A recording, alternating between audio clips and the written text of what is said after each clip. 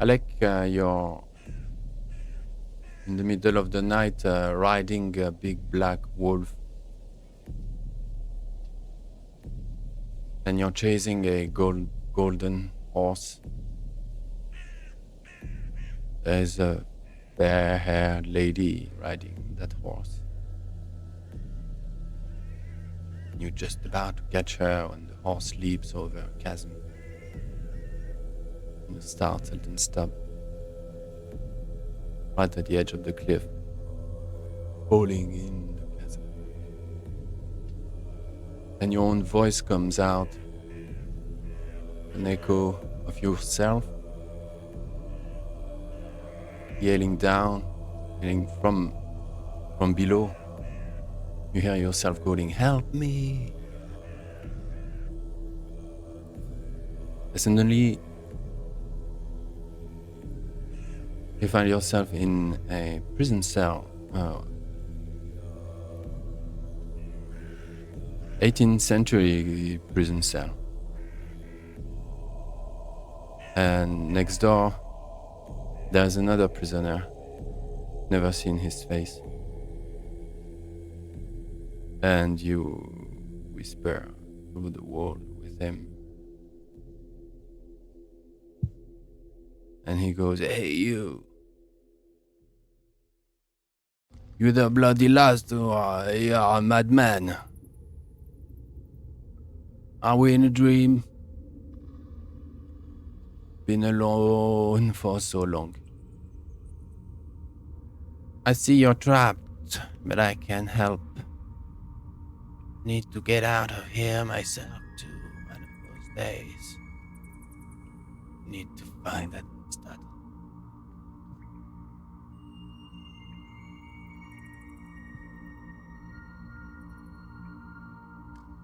"Hey, you!" And it's another voice. A male, manly, guttural rap voice that wakes you up. And you're in one of those little igloo tents.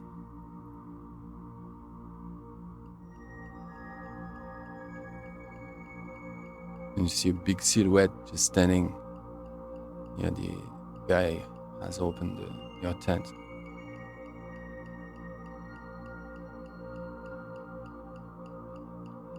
He leans down. He has,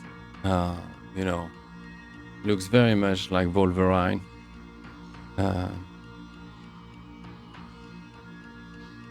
Should be 2 meters 10. Very hairy. Something with him, like he's just out of proportion.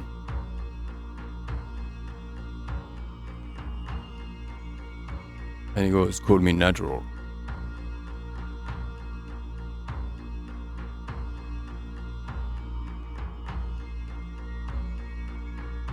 What's your name, kiddo?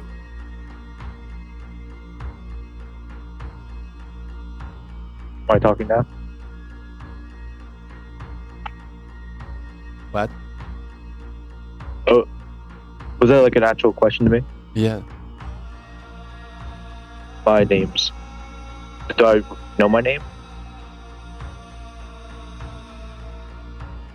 Is this like some kind of like a weird like spirit vision? "Hey, wake up!" And he goes, he kicks a bit the tent around, He turns his back to you. He looks away. It's nighttime. So you glance between his legs nearly. And the guy says, "I couldn't resist a little child abuse just for a good measure. I wasn't so keen on it, but the group so insisted they needed a child to play doll with, a new product of our perfect education. Oh, come on, Ali, wake up, stand up. You learn.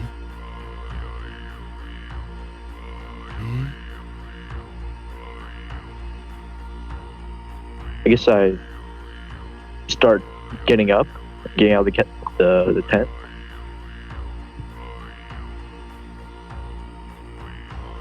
Outside, it's as if you are on the top of a hill, somewhere in the middle of this primordial forest. And there is no artificial light anywhere on the horizon. It's a cloudy sky, but the moon is up high somewhere, and you just have the moonshine on this barrens, and a group of another 5 silhouettes are hanging around. A couple more igloo tents and stuff like that. Is it the same moon from last session? Yeah. Oh. Am I injured at all? Or do I still have the collar thing around my neck you described? Yeah, you still have the collar. Is it silver? No, it's bronze. Bronze. I think it's plain, just a plain loop, like plain. Can I, if I want to put my hand on it, is it loose? Is it like really tight? Yeah, it's really tight. There's an entry for a key in the back. There's a guy in front of me, what color hair is the guy in front of me?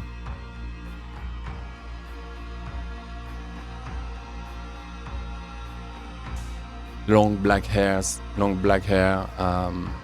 tight jeans, elongated sinewy body.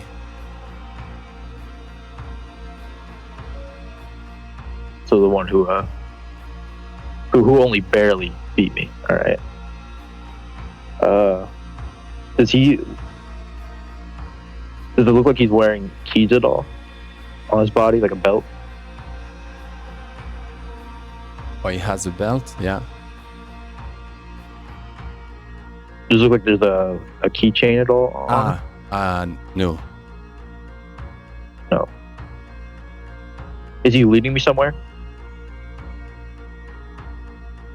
Well, he's waiting for you to stand up and possibly follow him somewhere. I'll stand up and I'll start to make the follow-up. Welcome. Come with me. Meet your last pack. And he brings you over kilometers across the craggy, stony landscape. Just holes and crannies and roots. I think it's quite dry. Cold. Those people there standing near the Caern.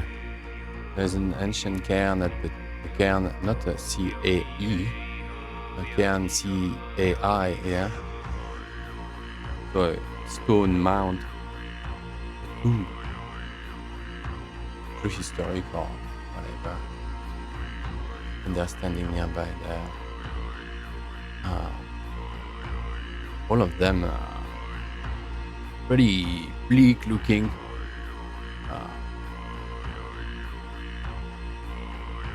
With two young sisters. You see like two twins, girls with long black hair.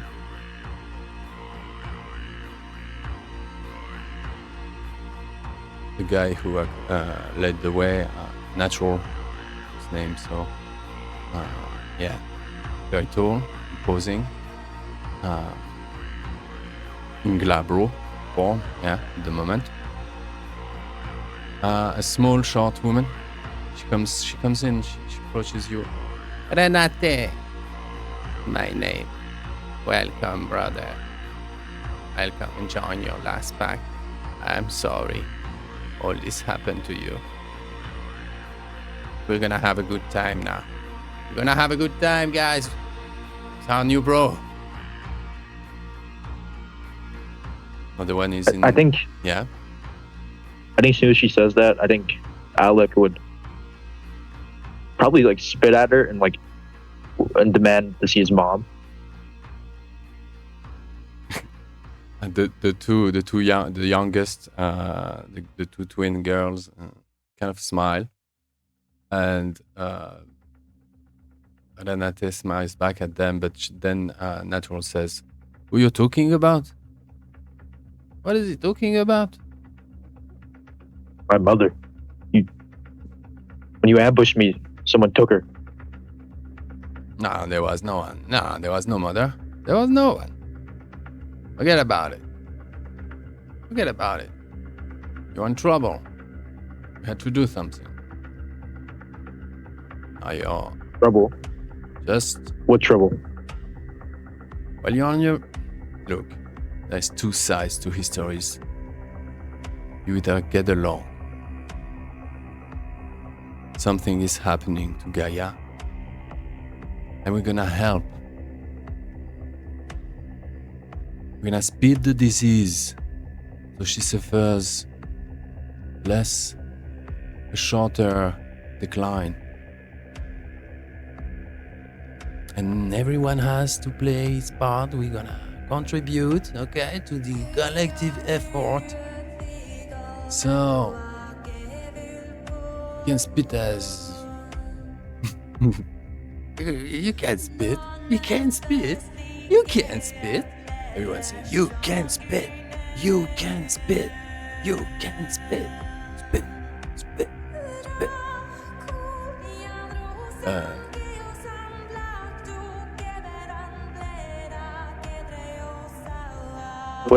Would Alek have been told what a black spiral dancer is? Yes. Well, let's roll. Let's roll. See if you have invested in that. Who remembers that lesson? Would that be etiquette, streetwise, survival, leadership? I could have done... Yeah, your leadership. Roll a leadership intelligence.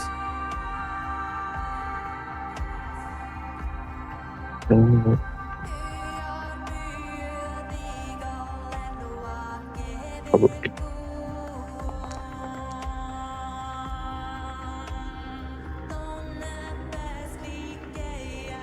Yeah, you can probably guess that he didn't tell you the whole story of the dynasties of the Black Spiral, but I guess you made that assessment as well during last scene that you are confronted with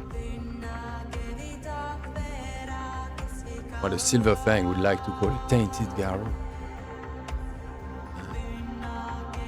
Modern days, man. Enfin, it's coming. Not postmodern Black Spiral. Oh yeah.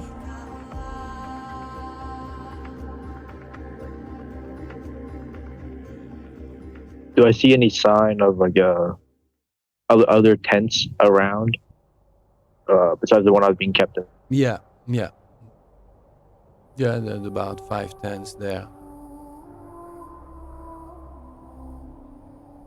They all look like a tent, like a single person would be in, or they look like a bigger one you would hide somebody in. Only two people max, I guess, in those small igloo tents. Mm-hmm. Shit, where's my mom at?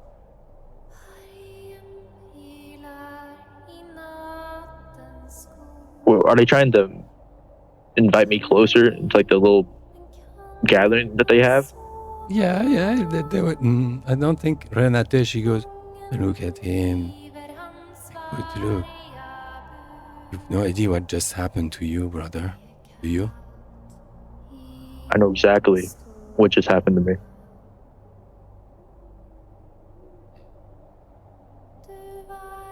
Chance we found you. I know exactly what's gonna happen to you.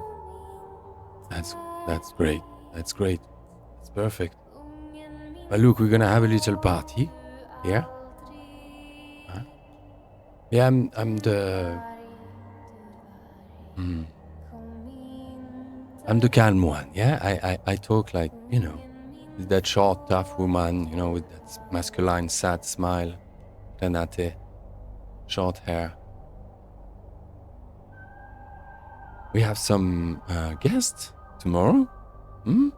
Tomorrow they will be a little, yeah, there will be a little show, and you'll give us a hand, huh? Won't you? And she puts her hand on your upper arm, and she sort of like helps you to glide as gently as possible towards the cairn, the tomb, as there is this hole. And you see this black triangular shape, this just a void.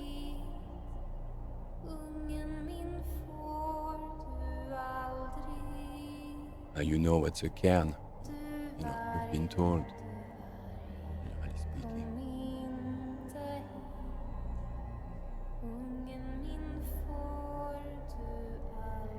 I can't see how deep the hole goes, or No, you can't see how deep it goes.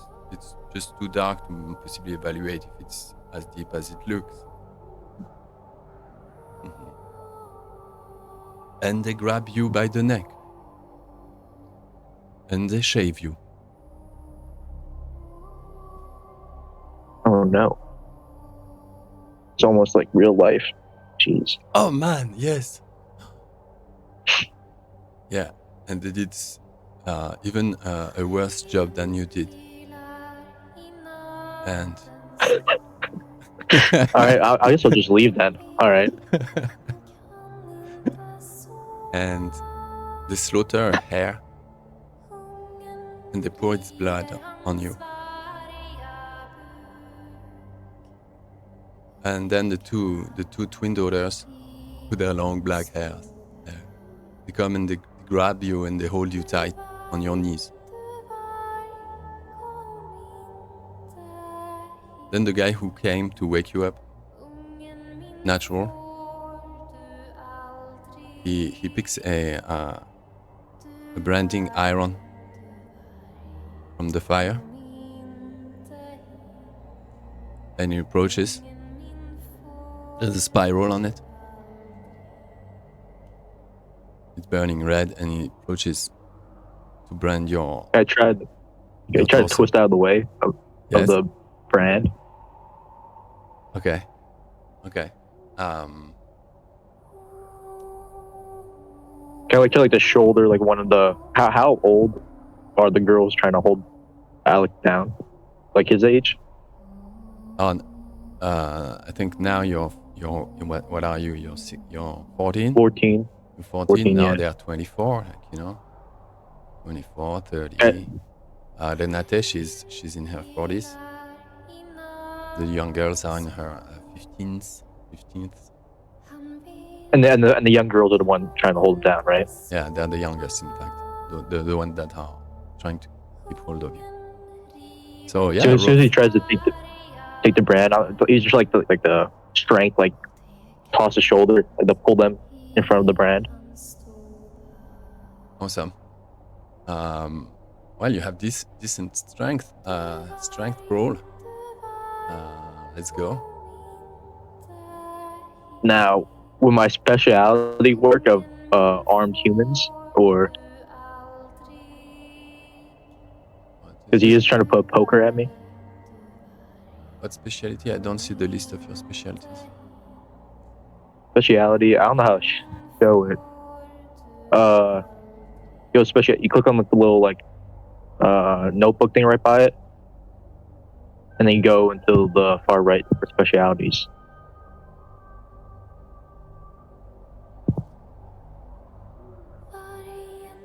Still armed.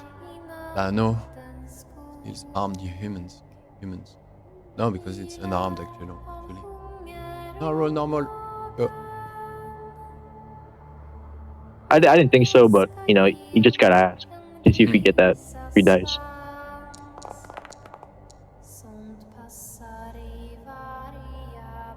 That's not good.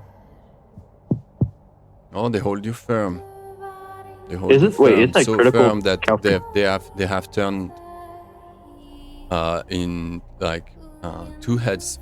Well, 1 head higher than they were right before you just looked at them, and they grew in stature, and the length of their fingers is just disturbing, and both of them turn glabro. So they are small girls, but now turn glabro. The weird, like kind of elongated monkeys, just holding you down. Do you want to use willpower? I did get it back, but I might need it later. Well, one quick question: don't the star things? Oh wait, is this blind roll? Oh, revealed everyone. Public. Isn't the stars at the corner of the roll count for 2? Isn't that critical? You need two of them. Oh, You need 2 tens okay. for 1 critical. All right. 2 tens. No, I won't. I won't willpower. Okay. I won't willpower. So that's 3 successes now. I'm taking brand. Yeah, it's not enough. They hold you firm. He just misses you the first time. I think because you try to resist, there's still one of the let's say that one of the twins gets just scratched by the burning brand right on the cheek, so they'll be ever different from then on. And Is this a silver brand or something that it's gonna leave a permanent mark on me? It's iron brand. Iron brand. I should. So you can't regenerate from that. You can, but the idea me is to make it. That should be silver brand. GM assistant GM. Gabi. Gabi au rapport. It should be a silver branding. It's up to you. I wanted it to be non-regenerable. If I wanted it to be branded. I was looking like, if you get branded, that it's not just something you can get rid of like a permanent brand that you can't heal as well. Yeah, silver brand would probably do the trick. Cool. Yeah. So they're branding you.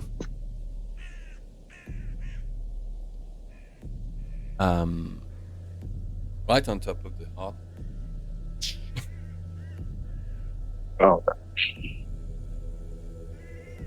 And as you open your eyes, just right after the flash of pain, and you see that Renate, she began some kind of like humming. She turned as well, glabro, and she has this weird hair going in the back with elongated ears and pointed teeth, and she's chanting and pouring vodka on her half muzzle and mouth, still a mouth, and she spits that vodka everywhere, and you get some of it, on you. You blink, and all of a sudden, you're alone. Everything is totally white, and there is a single black cloud in front of you.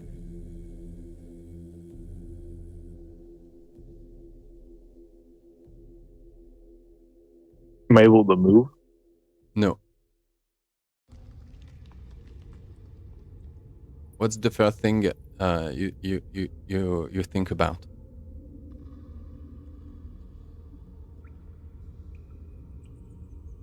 I think revenge against these corrupted, disgusting werewolves that took him captive. What's the second thing you think about? Then he calms down a little bit, thinks about his mom. Where is she? And what's the third thing? Third thing. that he doesn't want to die here. Not yet. Because that's the three things you will have forgotten after the confrontation with this spirit. He will delete these memories from you if you fail that test. That thing just goes like, I don't know, it's a psychic. It has some kind of psychic power. You're being confronted with something, just a dark cloud. Enters your mind. So roll stamina plus resolve.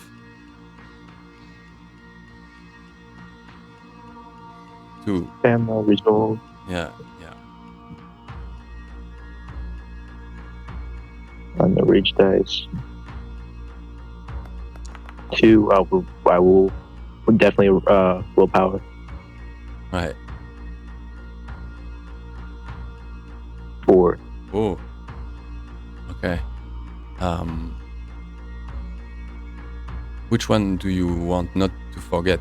Not forget. Revenge, mother, or not to die? Which one do you want to remember about? Character moment. What would this little psychopath not want to forget? I think revenge. Shit. Okay. You're out of the cloud.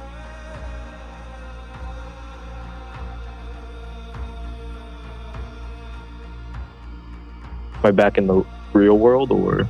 Yeah, you're still in the around. white? You're around. You're sitting. You're around the fire. I don't know. There's a little, someone is playing the guitar. There's a chill atmosphere. Back in human shape, sitting on a log, warming your hands against the fire. One hands you over a can of beer, a hand over your shoulders. You did great. Man. Fucking respect! And they're all like that. They cheer up, like ah.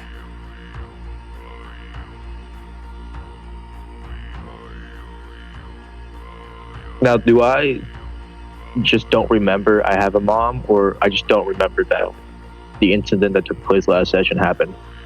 As far as I know, she's back in her village with my brother. No, I Safe think and you sound. remember the incident, but you were alone. I don't think you remember about you ever had a mother, and you don't care about danger at all. You don't remember that you not like to die. You know that these guys are responsible because you said you wanted to keep your revenge for. So you need a reason. But they look like they think you've made it. Is my collar still on? Yes. I think he's gonna he's probably like a dead face as he was like whatever was going on. As soon as he come to, like, eyes refocus, I think he's gonna put on like a smile, like put a hand, take the beer, put a hand on somebody, like just like the fakest smile, or at least try to smile, and be like, and start calling like, I finally found my brothers, a real family. So like hold the beer up. Do you mind taking the collar off? He turns to the black hair, like tall one. It's really digging into my skin. Nice. We'll cut the scene here. I don't know about the collar yet.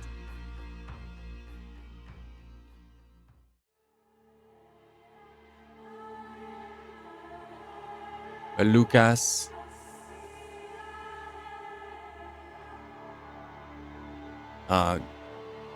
You're in darkness. You float in emptiness. You see a green heart floating in space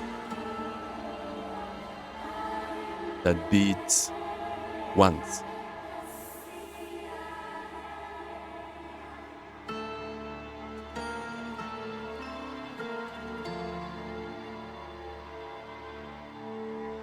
Then you're running barefoot, naked, with wolves in a bleak, gigantic city.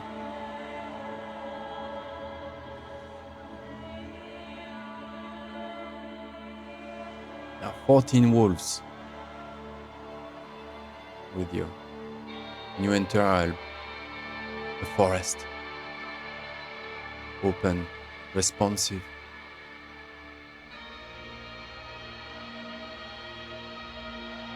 Each of the 14 wolves has a silver necklace, a chain, kind of like, with a single wolf fang attached to each of them.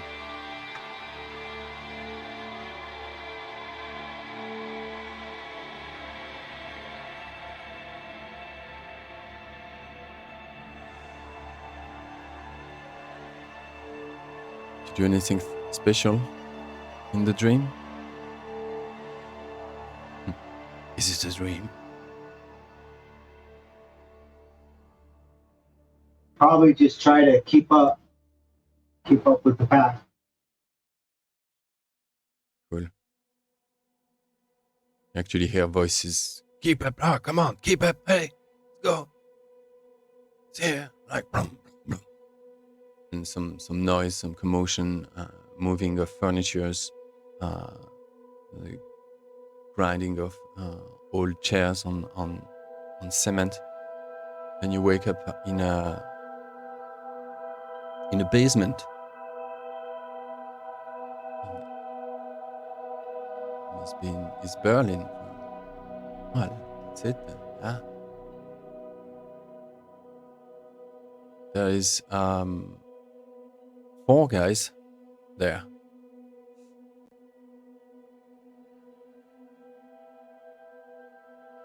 Including Udo, old tramp. Looks older than his, really, but he looks old. Maybe he's not as old as that. Long fingers, long trench coat. Typical, tramp.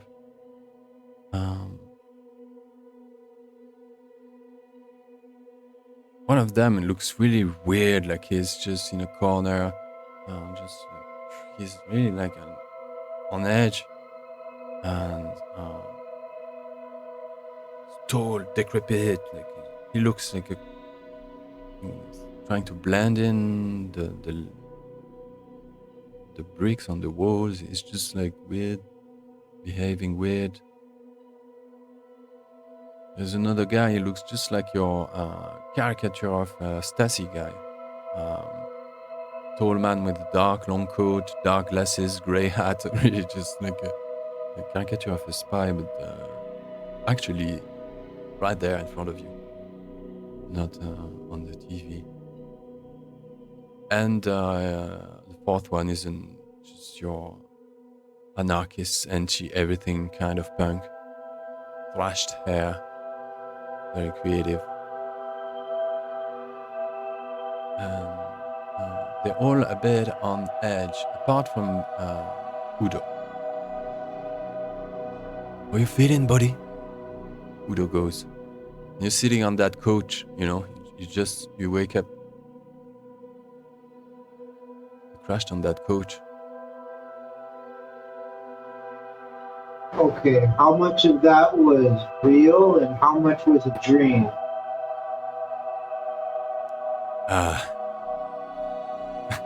Tough question. This is there's always a bit of both, I guess, in both worlds. Very Chinese yin-yang stuff. Yeah, you're a deep kind. We're in trouble. Oh, they like the kind of you. Oh, well, look. I know it's a lot to take in, but you seem like a tough man already, hardened by the years. Years of survival in the streets. So the guys keep their distance. I'm gonna tell you, Lukas, this was only the beginning. You're on the other side of the veil now. You can see both worlds now. And living on both sides of reality is a burden that few can endure. You can endure for very long. In fact, most of us end up mad. He looks around. Mad at one point or another. Some of them turn into glabro and growl. Look at me. I'm getting there. They laugh. Lukas, if you thought life was tough and unjust, then think again, lad. To top it up, you, my friend, didn't make it at the most peaceful of times. The current state of affairs between the two Septs of East-Berlin is as tense as it's ever been. But is he even getting... Udos smiles. He steps back.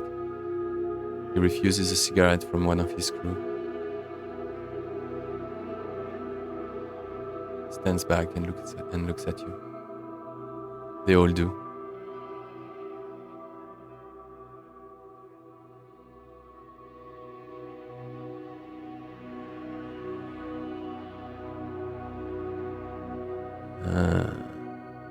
And Udo goes on. Soon time will come for you to choose a patron spirit, my friend.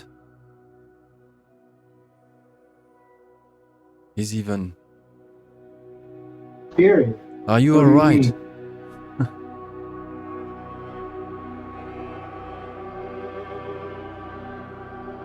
What, like woo-woo crystals and stuff? What do you mean, spirits? Do you remember what happened to you yesterday?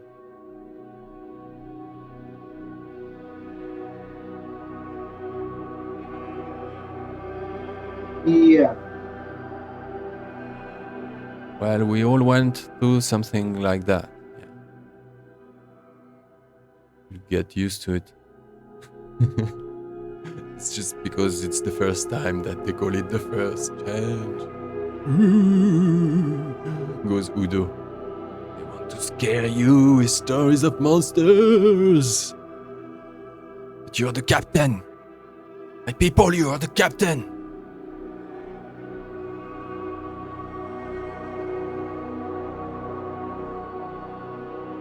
You're a weapon now. You're a weapon now, Lukas. And your bullets? Rage. Use it well.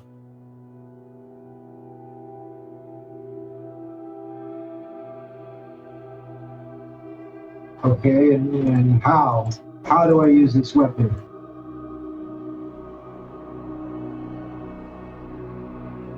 You surf it. You'll understand. And the punk goes closes in on you like large strands. All of a sudden, and he snaps his finger in front of your... Even you're right. I don't think this one made it back. Fuck. It's a waste of time. He knocks you on the forehead. Come on, wake up, buddy. Fucking hell. What's his name? What we gonna call it? It's not ours to decide, says Udo.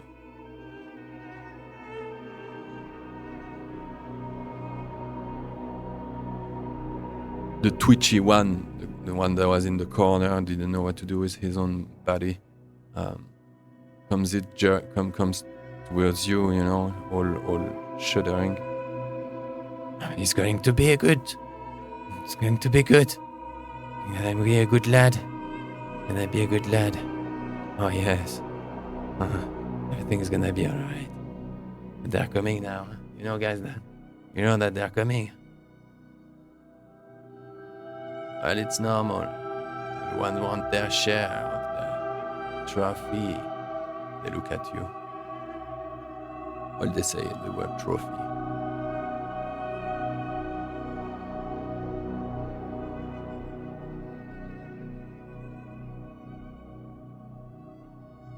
But don't worry, they'll still treat you as at least an animal. Human, I'm not even sure they remember that, what it means for themselves. You will be part of a weird bunch now, brother. There is no way back.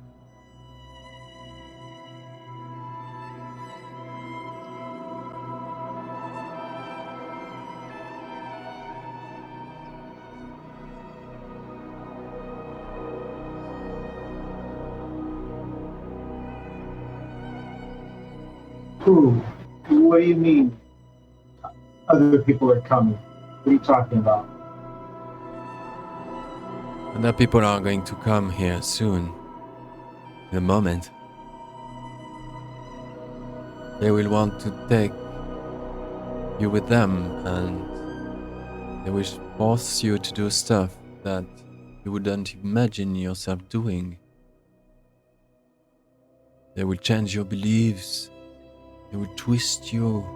Use your faith. Use that rage. That rage is just between you and Luna. What you're looking for is already looking for you. Do not trust anyone who will try and tell you about your own truth.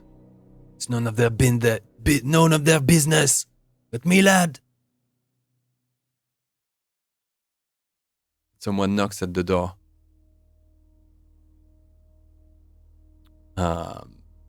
Which barely holds. It opens. A sticky guy in black leather with a cat on his shoulder. Another punk with a black skinny shaved, shaved cat. Why not put tattoos on the cat as well? This guy enters. He goes like, he's in glabro in a weird like an Indian making a weird dance to repel a cobra just with the power of sound or something. Or a Maori who entered suddenly the room. And all the others go in howls, and they just have an exchange in this Garou primal tongue. For a long while, weird long while. And then this guy who just enters with his cat, he says, I was so much onto this, I had him in my pocket. In my pan, you snatch him from me under my nose. Just like that. Fucking me. I had Kinseeked him. Weeks before you had a clue what was going on. We had framed his ally. We only needed to scoop him up. I did all the dirty work, and you think you guys are gonna... And Udo interrupts him and just stands up, in his long trench coat, crooked Jewish nose. Has been years that I knew he was tagged. Chill out.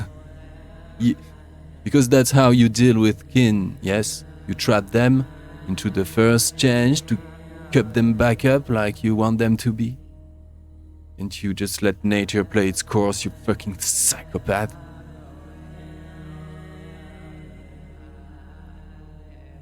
Let's hear what he has to say. Come on, boy, I saved your ass yesterday. Came back with reinforcement. Me and your ally were together to save you. These guys stole you from me. Exactly what happened, yeah. Exactly what happened. Come with me. Huh? Yeah, I don't think so. I'm pretty sure that I defended myself from that Stasi, and Udo helped me escape. I never seen you before. That's because I work from the shadow. That's what you should trust.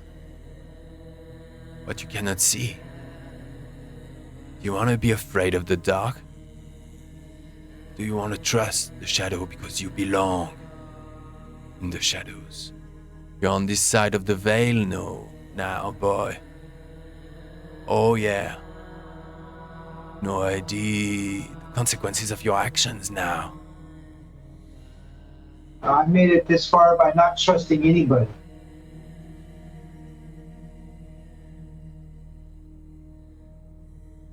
Fuck is a silver tongue, a slippery, shitty kind. Not even sure I want him anymore. You're trash! You are trash. Shh. Huntsman, All you got? I've been hearing that my whole life. What kind of wolf hangs out with cats anyway? This guy with the cat just throw his cat like out the door and turns into Glabro. Half of his clothes, just doubling in size somewhat. And he just intently works towards you, and he's stopped by the four others. And yes, there is testosterone in the air. There is this growl, display of semi-howls and whimpers and plaints, and as if sometimes, like in the wild, there's no need really to fight, just need to make a point. Better not to draw blood. Oh.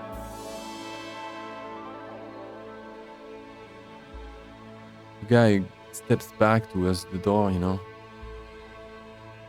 I'll see you at the moot anyway. We'll see then. On the Sept side. And he exits.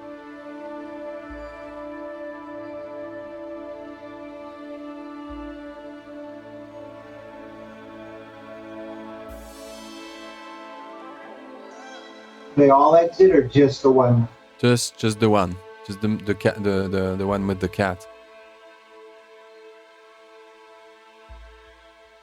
The other four, I think, they come and they file to shake your hand. The twitchy one, goes Lone Crow.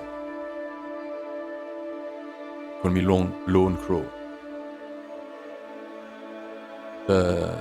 The other twitchy secret agent, Yvonne. And the younger punk, Mikal, North Gaia.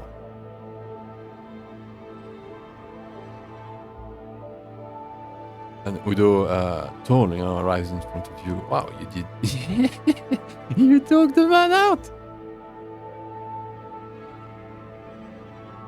Yeah, he's a bully. I've been dealing with people like that since I can remember. And too much muscle, not enough brain. That's right. Yeah. Although a bit of both is nice. Yeah. Well, anyway, before tomorrow, I want to tell you something else. It's referring to the mood happening the next day. Lukas, when in doubt, howl at the moon.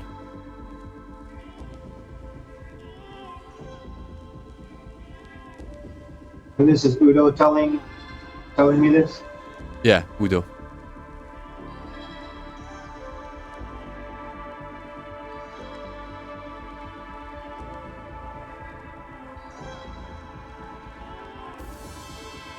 So, are there any windows in here? Oh, No. It looks like we're in a basement. Alright. Yeah, basement.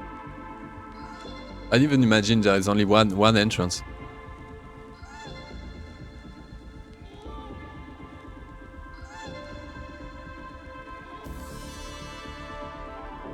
You want to ask one more question for this scene?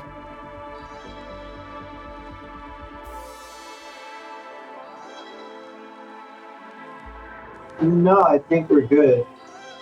We just we'll take Udo's advice, kind of head out to the exit, open it up, see if we can see the moon, and end the scene with him howling. Yeah, I imagine. As a 15-year-old boy, so you know, kind of crackles as puberty's still taking its final tolls. Awesome. Yeah, imagine this little window, you know, near the ceiling. The jets. Yeah. So you and Udo howl at the moon. You gain a point of rage, yeah? Is that it?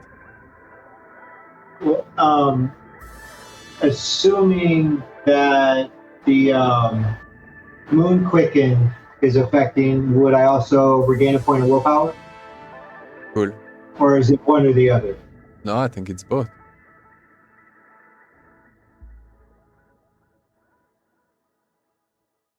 Well, cool. Tell us how it feels that howling at the moon, and then we move over to Alina.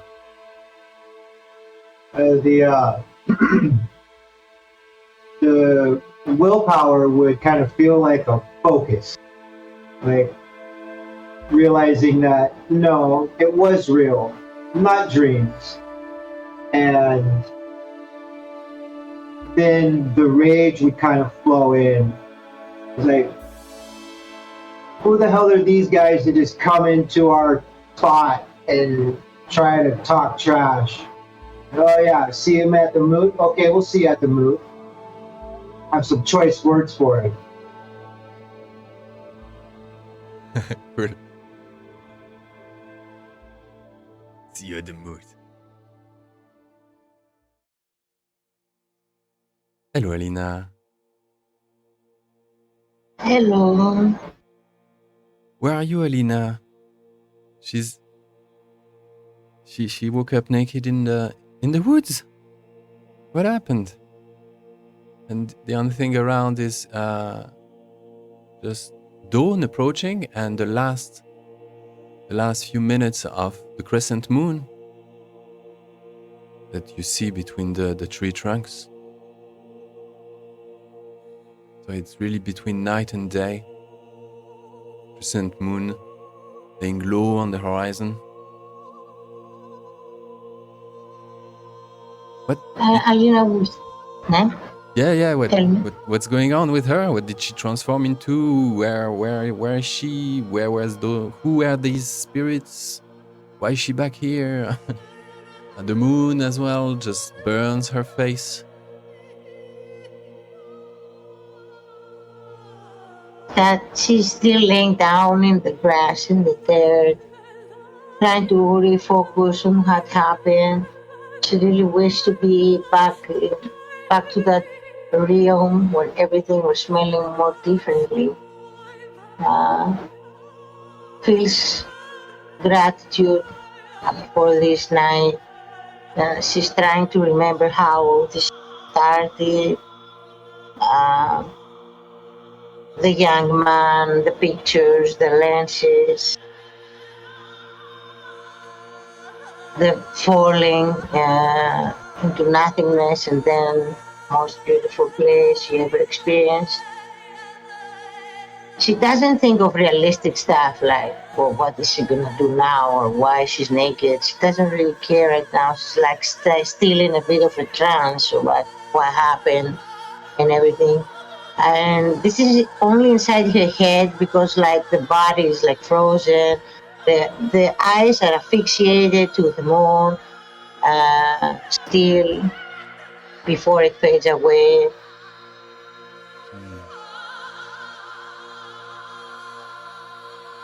She really likes it here. Doesn't want to leave. So she will stay and to see the end of the night without thinking about later. Mhm.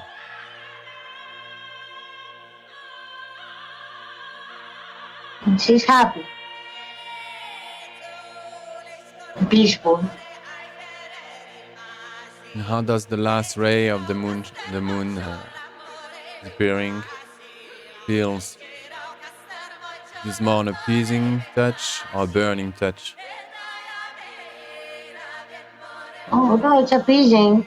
The only bad thing is that when it leaves a part of loneliness and emptiness. Like the past, will it come again? Will it happen again? Like a sweet bitter aftertaste.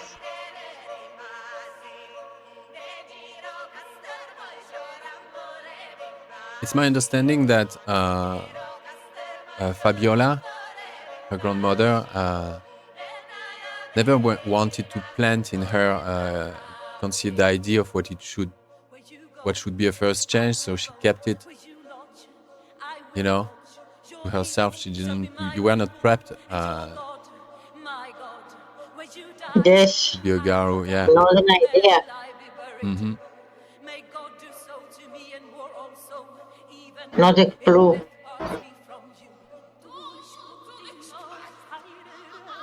So as the dawn is breaking in, she will find herself a little bit again.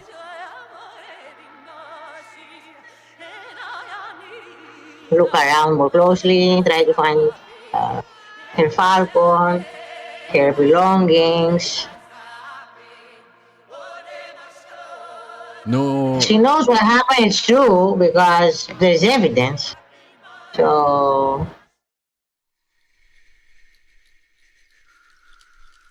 No clothes. No clothes. No falcon.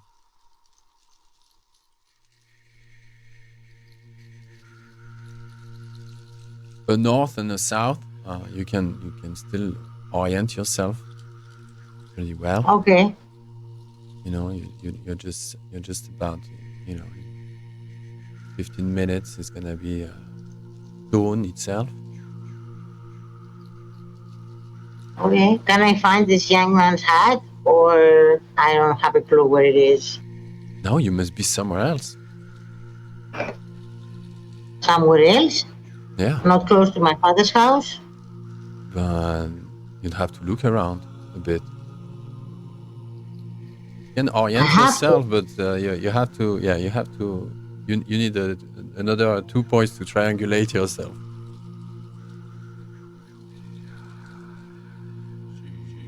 Okay, I will try. And it takes To longer. find my way. I think it takes longer than expected, and it's been like 20 minutes, 30 minutes of just scouting and just, where was this mound? You had the view on this creek, blah blah blah, and it's dawn has happened, and it's golden. I think the woods are very much alive. Also pre-dawn, I think there was like your senses as well with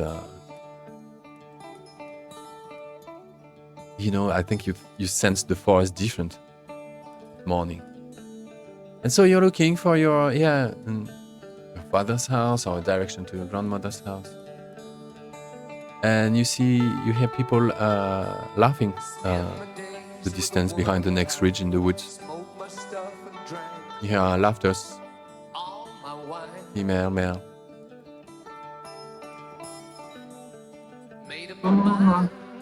You're still Yes, but I'm naked. Yes. Yeah. I will avoid people.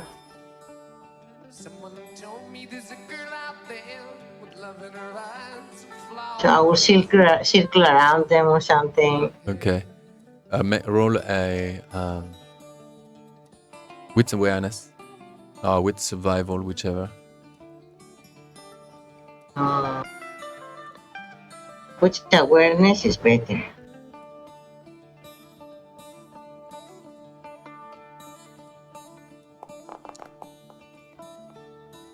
Okay. But you nearly bumped into I'm someone. one with the forest.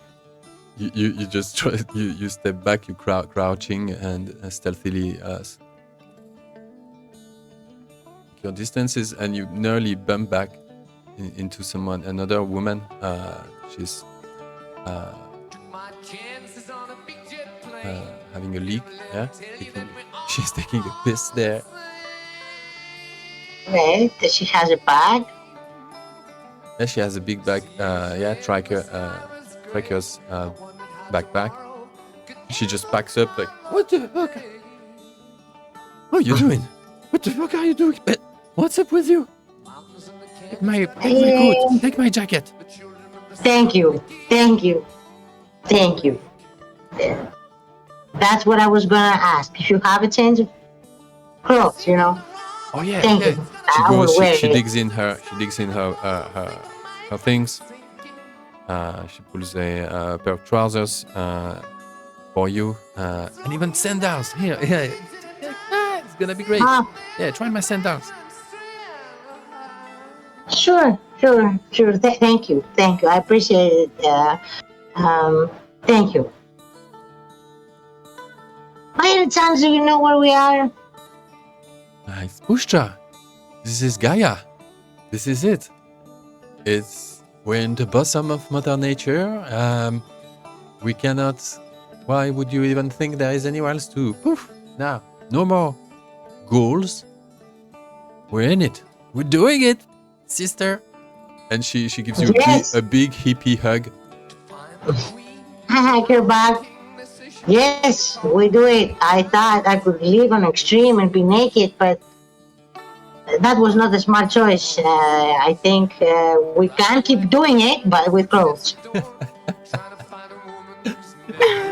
She nearly breaks in tears of happiness, and then you have another man showing from behind. Hey, you good? Hey, how you doing? And he lends a hand to his girlfriend. He kisses her on her lip. And they hear, oh, sorry, my stomach. Maybe you have a can of beans or something? Yeah, actually, we're heading for the Caern.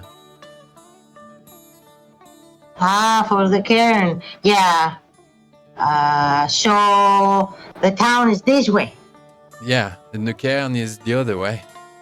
Yeah. Perfect. You go to the Caern. It's very nice. I really need to go back to town. And you Thank hear you. You hear the voice of a few more from a couple of ridges down in the forest, and like, hey, oh, where are you, Darek, Kasia? Hey, we're coming. Come on. Hey, you want to come with us? Come on, there's a festival. We're the first on the spot. We're gonna organize everything.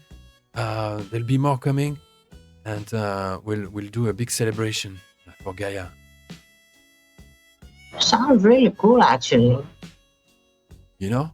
But my granny will be very afraid that I should be back by then. Well, you come back. Come back. Yes, maybe I can go check with her and come back by nightfall. I will bring booze. What the? Is there booze, guys? Is there booze? Well, I say a little. Yeah, he says don't go crazy. Well, yeah. But yeah, you're cool. Look, well, we'll be like, I think, how many were there? Well, there's 7 of us today. Well, we'll be 16, I think, tomorrow. Like, it's a little group, It's gonna be good. You know where the cairns are, yeah? Old stone. The old stone. You know. Okay, yes, I do. I'll meet you there. Ancient prehistoric tombs. Just, yeah. Nothing ever happens there. I tend to the girl and I'm like, I will also bring your clothes back. I'll change, clean them up and bring them back to you. Alright. Hare Krishna! Qu'est-ce que tu go? Ah non, ça va, okay. What's the new one?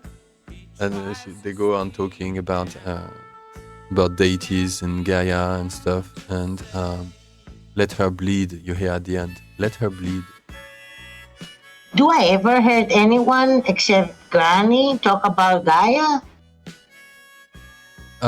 Or you know, it's a name that hippies from America likes to. You know, it's the trendy. You know. Yeah, but is that strange? My granny and the hippies? Yeah, I think of that on my way home. I'm like, yeah. You arrive. I think it's late afternoon when you arrive at Granny's house. Yeah.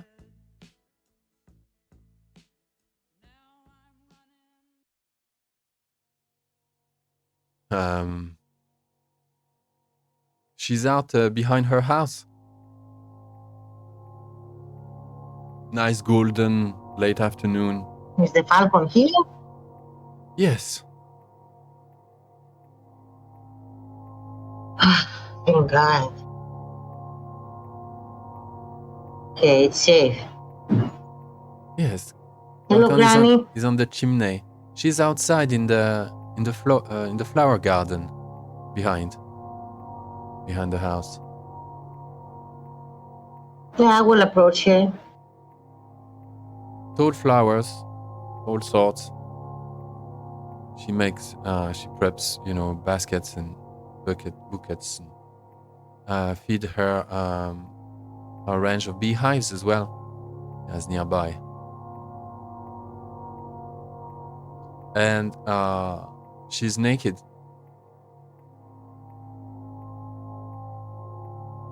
And she's spooning honey straight from the beehive onto her cancerous red skin.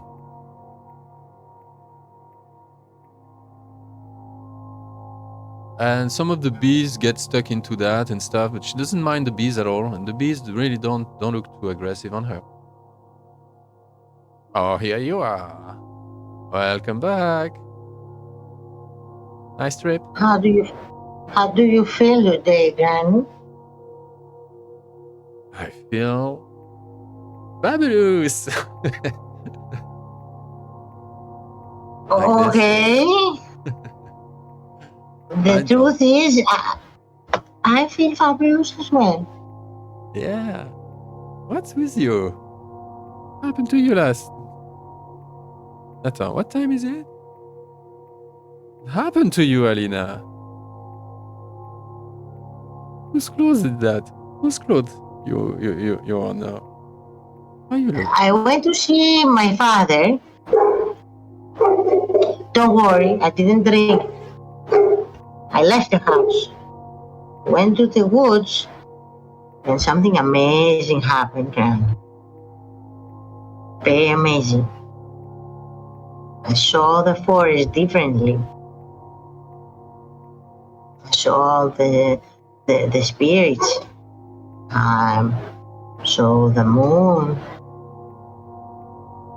And I lost my clothes. You lost what? My clothes, I lost them. You lost your clothes? Yes, you know that there was the delirium with the moon and everything. I was dancing, and then I was crawling, and I didn't want to bring my clothes with big holes, so I found some other people. People? In the woods? What kind of people? People, we are going to the Caern to do a festival. That's why I came. I will go there. Can I pack some lunch boxes?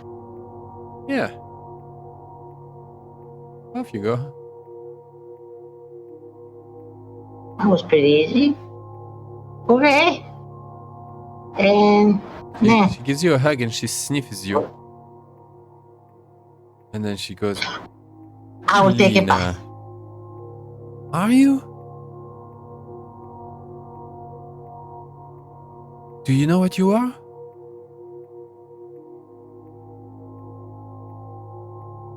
Nice girl.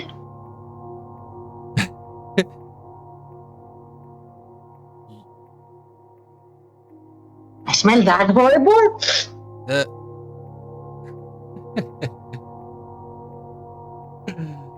okay, then go prep for your festival, whatever. We're gonna have to talk one of those days. Yeah, whenever you want, Granny. You can talk. Actually, what clothes do you want to bring over there? What do you mean? What, bro? What are your favorite clothes? We need to do something about them now. Let me Oh, my wash them. favorite clothes. Huh? My favorite clothes. Yeah, you take your best clothes and come over. While I'm done with what's left of me, like she's covered in honey. Will you do a bit on the back, please? She says, before you go. Yeah, reach. Of course, Granny. Yes. Why wear my best clothes? I will go back to the forest. I need to do. No, to wear not something your fun. favorite clothes. Not your best No. clothes. Enfin, I guess they're one and the same. You don't have much choice nowadays. Oh, okay. I will run inside and just pick one jeans and t-shirt and Okay. doesn't have like favorite. Something that says anarchy or something like or peace. She says, "You got them. Come back. Come over here. Come back." Now, I go back. the trick with us now, Alina, is to bring your clothes to the other kind of forest, and to bring them back with you. you need to dedicate them. There's a right. You have to ask permission to bring those through the veil. Otherwise, the gauntlet will tear them apart. Take only your spirit. Material stuff like that. You've got to leave your mark on it. And get it blessed by Luna, or at least a loon sort. Come on, go. Lick your clothes until they are completely soaked. We don't have all night. Go. She goes. Yes. Granny, you must be very sick. Do not lick my clothes. Yeah, go. Lick. It must be. It's a stupid ritual. I can What help. are you talking about? We have to. Just to take them with me to the cairn. No, it's an old school ritual. It's not the most pretty, but it works forever. Thing is that my version of the rite of dedication works forever. They always made. Trust me, lick your clothes until they're soaked. You do that, Alina, or not? No.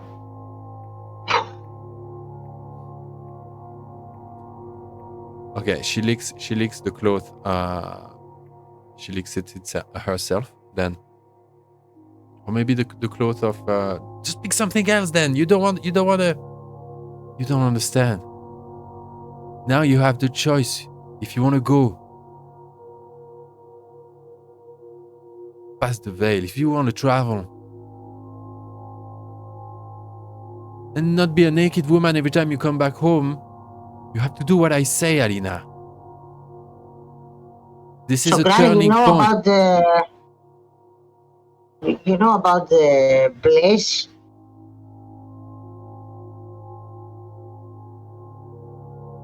The bless. The place? You know about the place? That's what I'm trying to tell you. It's from the beginning. Yes, Alina, I know too. Me too have changed. Yes, I changed to a wolf. You changed to a bee? I wish I could. No, I'm just like you. But I'm useless nowadays. I basically resignated of any responsibility. I used to be part of a big... oh no, I don't even want to think about it. Well, our kind still call themselves technically the nation. There are others? Yeah. Where are they? The cower somewhere. Why coward? Because, I don't know. They're scared, and with fear comes isolation, and they think they're alone, and then they're helpless. That's how they get Why us they're all. alone? They can come here to our house. Even me, I found my reasons to let go of this whole masquerade. I'm barely involved anymore. Anyway, they will come. You will. Your friend Falcon, he has a thing for you. It seems. It's funny. I didn't ask for it. I didn't try and intervene at all. But I'm. You see the werewolves, the Garou. Well, they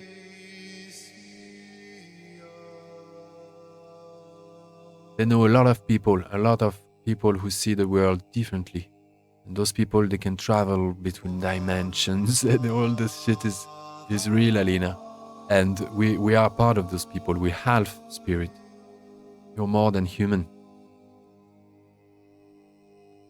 Now... Yes, we're weapons. Where did you hear that? The ladies told me. Yes, I thought I was the only one, but now you're telling me you know. There are others that they know, and why we don't save Gaia then? I don't know. She's not getting better, but I don't think we are doing worse than we used to do, so I don't see a reason for the apocalypse to be tomorrow instead of today. I don't know. Maybe I should not go to this festival and stay with you to tell me more. I think so. I think those festivals are bullshit. You know? I promised to give them the clothes back, but... They have pink glasses and they dance to the sun and the moon, and they wear dog masks, maybe, whatnot. They do parodies. Hippies. Sounds so nice. Well, at least they do no harm, I guess. I was a hippie myself. Well, one summer. One summer I understood the whole experience.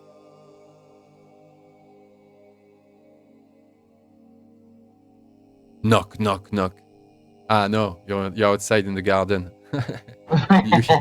you hear a howl. You hear another kind of knock, knock. You hear a wolf knock, knock. Coming from the wood thickets nearby. She's still covered in honey. You've helped her a bit.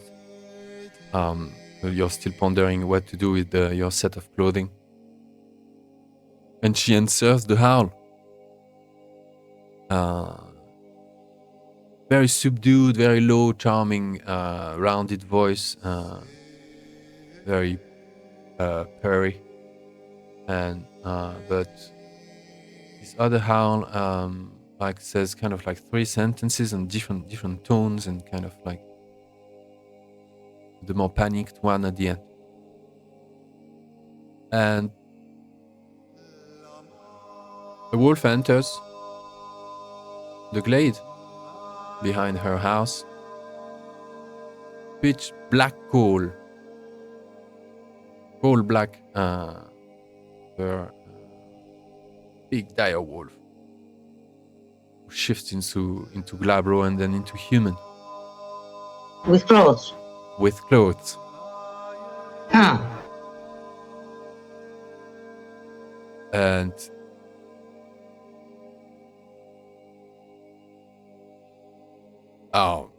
pardon, am I interrupting something? He says.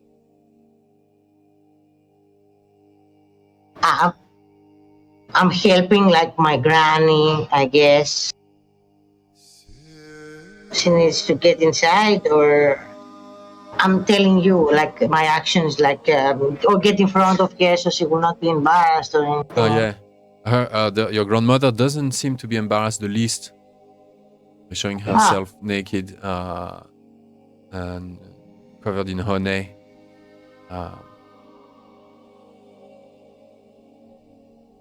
And he looks. Hello, he looks hello, very, brother. Yeah, he looks very Welcome to decent. our house. What? He looks disturbed. He has a kind of like a half Russian, half Mongolian sort of look. Sort of like biker from the desert kind of look. Mongolian kind of guy. He said, "Oh, pardon me. Welcome. Well, I guess so. We haven't met." He says, "Right, master." And she goes like, "No, go on, talk. Talk. My God. Gifted child, go. Talk." And he goes like, "But right, master.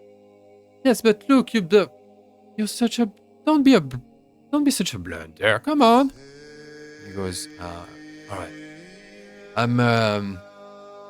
I'm gifted child. I'm here to protect you. No? I'm here because I fucked up. I don't know what to say," he says, "Right, master." He says, and she goes like, Fabiola, she goes, "Come on, give me." She grabs something to wash her clothes, to wash her body, and she grabs something to go in the house. And the man looks a bit like unkempt and panting, distressed. He smiles at you. "You're Alina, right?" Yes.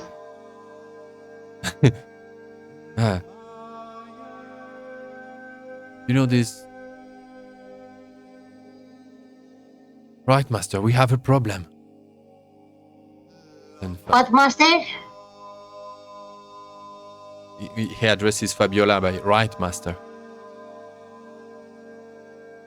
Fabiola tells him, "Call me Fabi here, together with Alina. Old school. We have a problem." "Right, master." Granny, they have a problem. As you know, wood portents, sincere gust and breaks no deal, are away on an errand at Lake Caern, and something happened to wood portent's kin, his son, Alek. He has shifted. And Fabiola goes, "Well, that's good news at least. No, isn't it? Wood's portent has much reason to be proud of himself again. Wood's portent is the wolf name of Marek, Alek's father, yeah? Wood's portent. Wood's portent has much reason to be proud of himself. Again. But that isn't the issue, right, master," he goes on. "The boy and his mother, they were ambushed. The frowned muzzles took them to the tier of the Underworld." Who took them? "The most evil kind of Garou. Well, I was about, well, the worst of our kind. Sorry to say. No, they're fucking not our kind. Well, fucking bastards. Traitors. The worst kind. Traitors. That's what they are, exactly. That's, voilà, exactly. The frown muzzles. Just a bunch of lunatics. They took Alek and his mother at the old stone.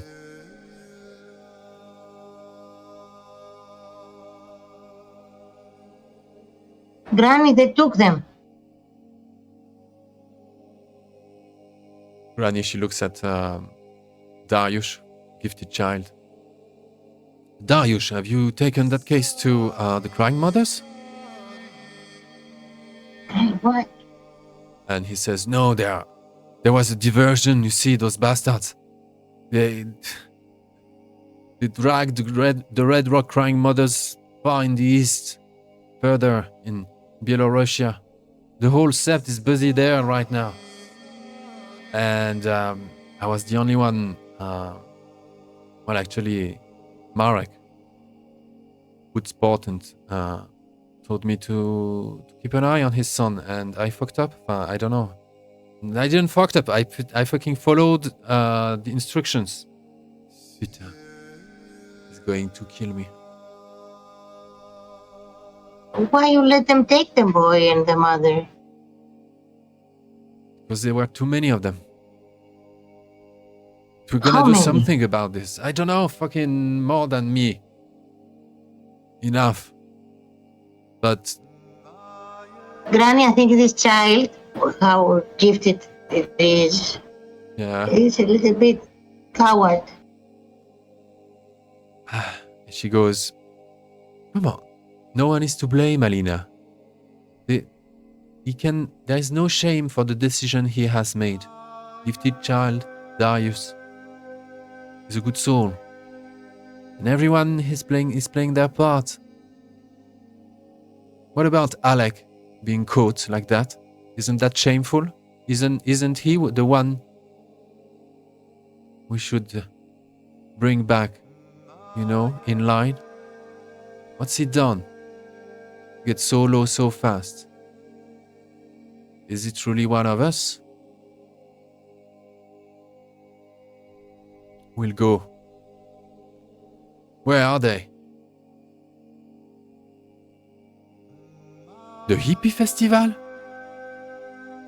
My friends, Oh. Bon, pack your things. We're gonna play hippies. And yes! we're gonna find our friend Alek. And his mother, eh? We don't even know who will. Oh my god. And his mother. Alright, Alina. Pack your thing, bring your falcon, get ready. I started licking my clothes. Ah, When she yes. says pack your things, Yes. So I'm packing. as the clothes have to be licked up, completely soaked with saliva, with real. Then you have to piss on Okay. it. Then you need to soak them in piss. No, that's disgusting. Then you need to dress. And you need to plunge into a water stream and have a loon spirit grab that scent as it travels through the creek, the crook. Why not be naked, like Mother Nature make us? You give up during the ritual? No, I would do it. Okay. At the end, you put those clothes. But I will be like Granny, tell no one I did this. Yeah, no. She goes in the stream with you. She has to wash from the honey as well. Okay. The both of you go into this mountain stream and wash. And I think you have a flash because you have this sense. Yeah, you have the gift of you can see. What's the name of the gift? The basic native energy on the other side, or what is it? Penumbral senses, yeah. Yes. You kind of have like a flashy penumbral sense of a loon spirit coming, grabbing your scent. So the next time those clothes are traveling, they'll be tagged, and you're good to go. All right, we'll take a break here, and see Viktor. In a minute.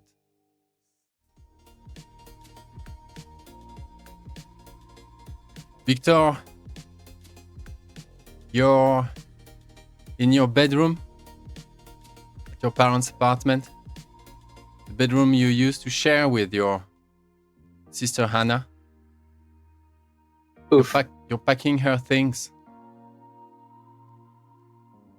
The police never find out what happened at night. And your parents are in the kitchen arguing, the regular. And you're segregating old papers and, this old teenager room, 1980s, filled with posters of rock stars and bands and illegal music. There are music records as well, like a collection of old tapes. You're going through all those memories. There's a room that gives in on, I think you have an apartment. Parents bought an apartment. Super high, big block, fancy. The height, it's the best. One apartment. And you have her pillow now, for instance.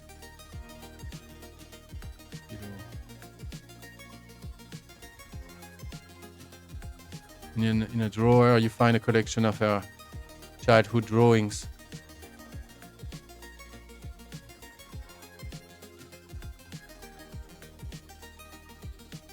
What kind of drawing are they?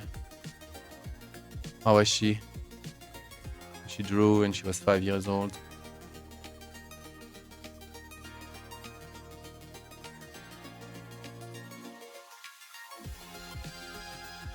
I don't know, I imagine some innocence, maybe some imagination and creativity. I wouldn't be surprised if that started fading, subsiding the older she got and the darker she got.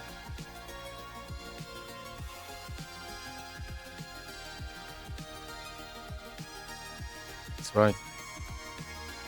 You even find her personal notebook. And she was quite a prolific writer. All sorts of notes.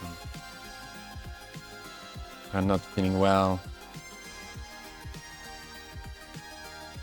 And some other drawings. Very unsuspected drawings, bunnied with poetry. Like some kind of like paganist hippie poetry.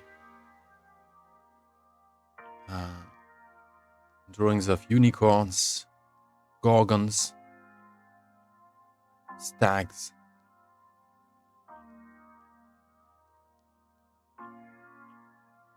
And then more and more there is this figure of a demon-looking monster.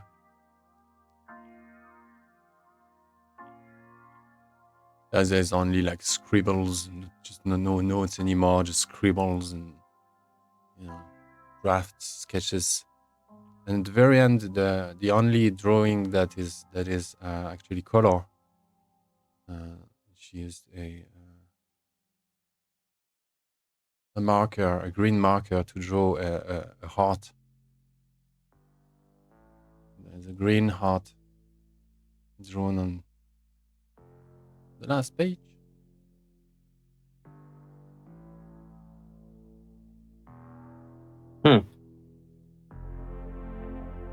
Are all of these loose pages in just a collection, or are they in a book already? some of them are just piled in between pages. The sketchbook is it's a bit of a mess, you know.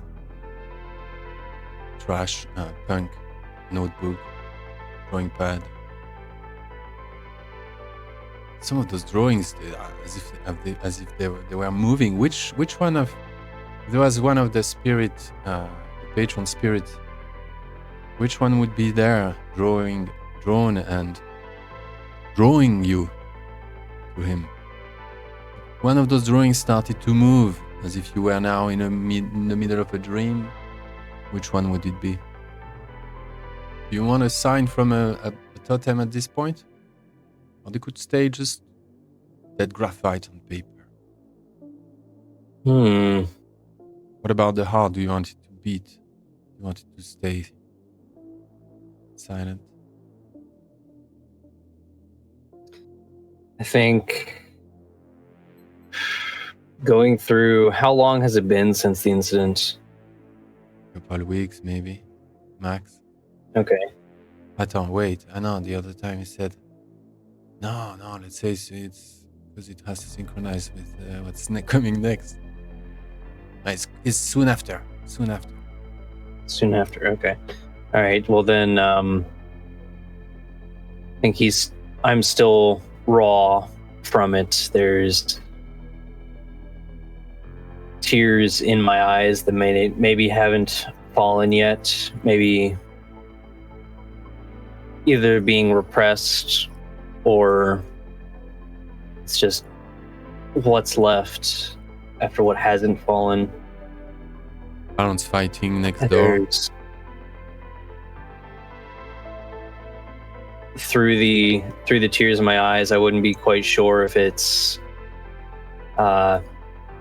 true, if something in me is breaking and I'm hallucinating, or if it's just a trick of the light seeing through tears in my eyes as the heart beats. The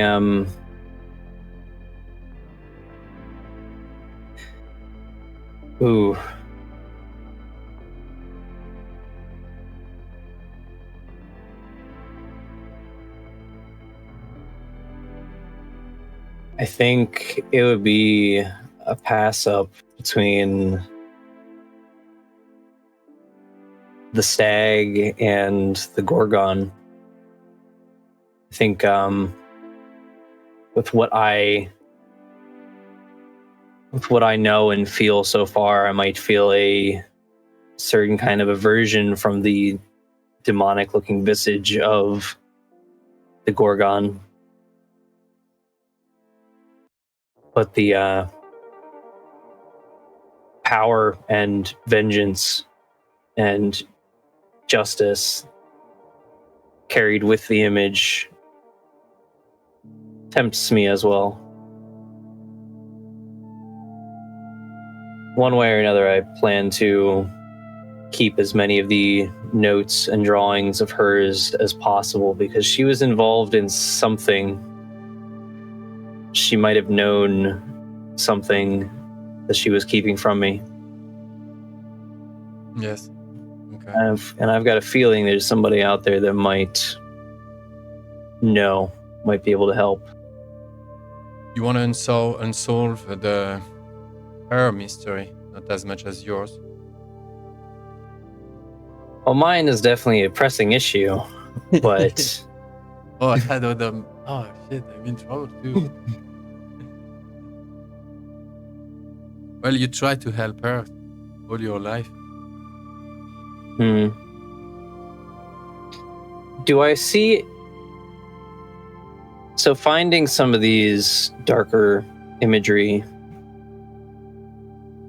I begin looking around through some of the notes and pictures. Do I find anything that looks like what I remember of my hands? Anything lupine? Fur or claws? Well, Nothing. she goes more into the kind of like Escher style, alien sort of stuff. when she's not drawing unicorns, gorgons, or stags. No wolfy stuff. No.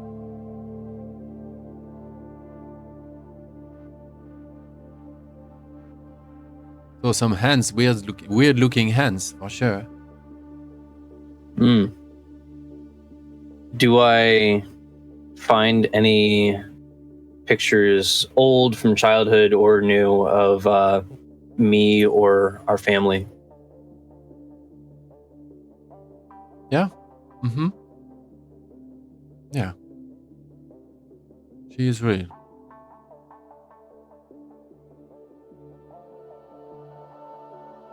One of those pictures, she's in a party, you know, and she's on the ground, you know, there's a party, flash picture, you know, in the middle of the darkness, you know, and people are drinking down there. And you see this, the flash has, there's just the head of Hayden behind her, not smiling at all, you know, just looking sidely like that. And very weird. Someone knocks at the door. Hey, Vic! We'll take care of the door. It's your dad. We're busy. Shut up, you. Shut. And he continues to, you know, argue with your mother. All right. I get it. Father Ralph Mayer is at the door.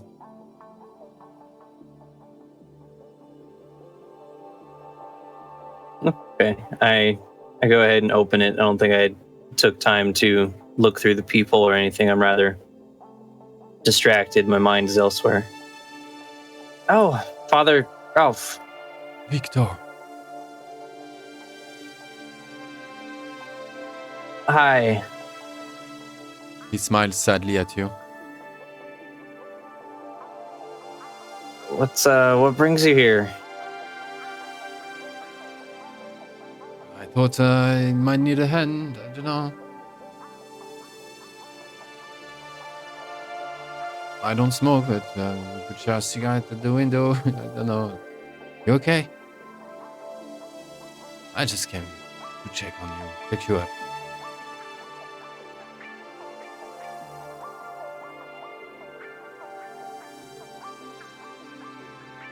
Did I tell him anything, or how much do I think he knows?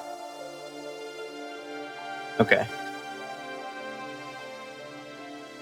What's the story we're going with on what happened?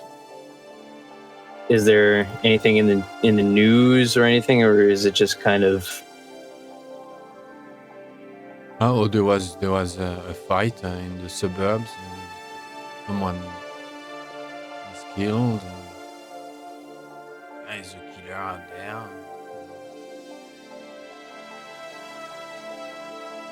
Nothing is really going on. The news. Okay. Yeah, I'm just No, I'm not okay. I'm packing up her things. Oh, I thought you are going. Oh, God. Can I come in?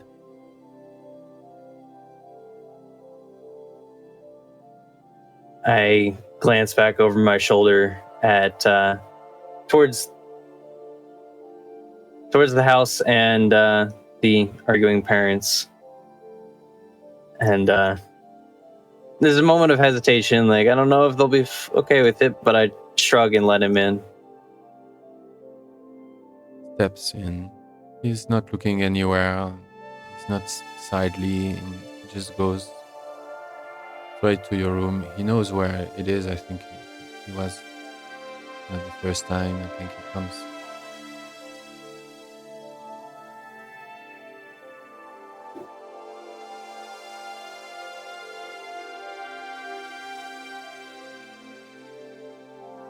And I think he takes a seat and looks by the window. I think the concerning pictures of Hannah's would still be out, maybe laying on a desk or a bed. You said I'm packing too to move to an apartment. You are moving? Is that what you said? Or Oh no, me, I'm not moving anywhere. No, my life is yeah, my life is pre-written, my son. No, I think you should be the one to. I don't know what I would do if I were you. I'm sorry for what happened I'm at your age. still not sure what happened. It was all a blur. Yeah, it's not your fault. It's all in God's hands.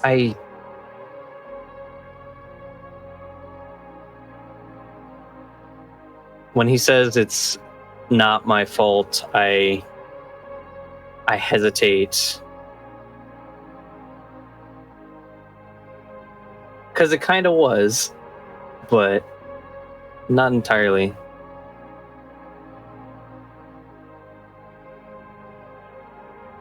I don't know, maybe if I had stopped her earlier, I shouldn't have taken her to that party. I shouldn't have let her get that far. Yeah. I thought those guys were going to help, he says.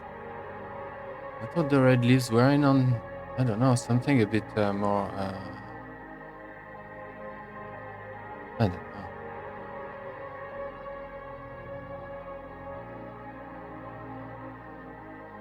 They were not around that night? You didn't see them? I don't think so. This rich guy, he's promoting their whatever, their organization, their little group. And he promised me he's going to take care of the streets. I don't know. Thought we had an understanding. I must have. They helped you once. Yeah, they showed up that one time in the alleyway. How involved were they with Hannah? Someone else is knocks at the door. Hello. And your dad, hey, V, will you take care of the door? We're busy. Exact same. And Father Ralph Mayer stands up. He says, he just dusts his suit. I should be going. We'll stay in touch. You have my sincere condolence. Yeah, I'm not going far. I'll be around. I'll be around too. Catch you soon, son. And he steps out. Boom, boom, boom, boom. Same person, just knocking like really this boom, boom, but this kind of like blunt. I yell back, I'm getting it. I go up to the door and I open it. Ralph Mayer is just about to put on his long coat, get out. As you open the window, you see a woman in her early 40s. Severe, dry, like, I don't know, and sort of like smooth, like a birch. And she has gray hairs and stripes of ruddy hair. 2 stripes of ruddy hair, side of her temples. Oh, sorry. I'm interrupting? He says, well, I'm here.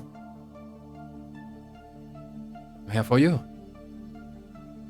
Viktor, you remember me? And Father Ralphmeyer, I'm sorry. I'll see you later, Viktor. Huh? I'll stay in touch. Yeah, I'll be there Sunday. I'm sorry, who are you? She looks back at him, and Father Ralphmeyer, he puts his collar up.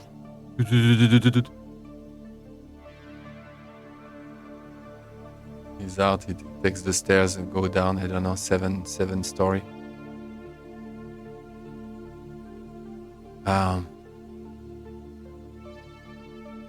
You don't remember me? She goes.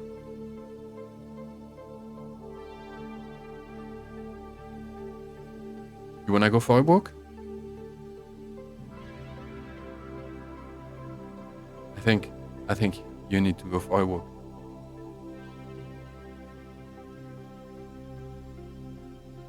Come on, brother.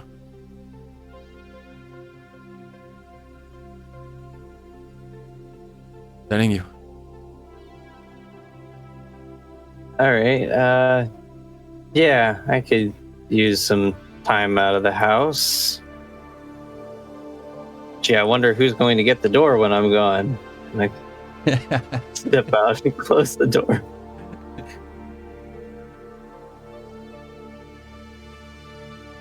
So you go out. I'm sorry, I don't remember you. There's been a lot going on. Mm-hmm.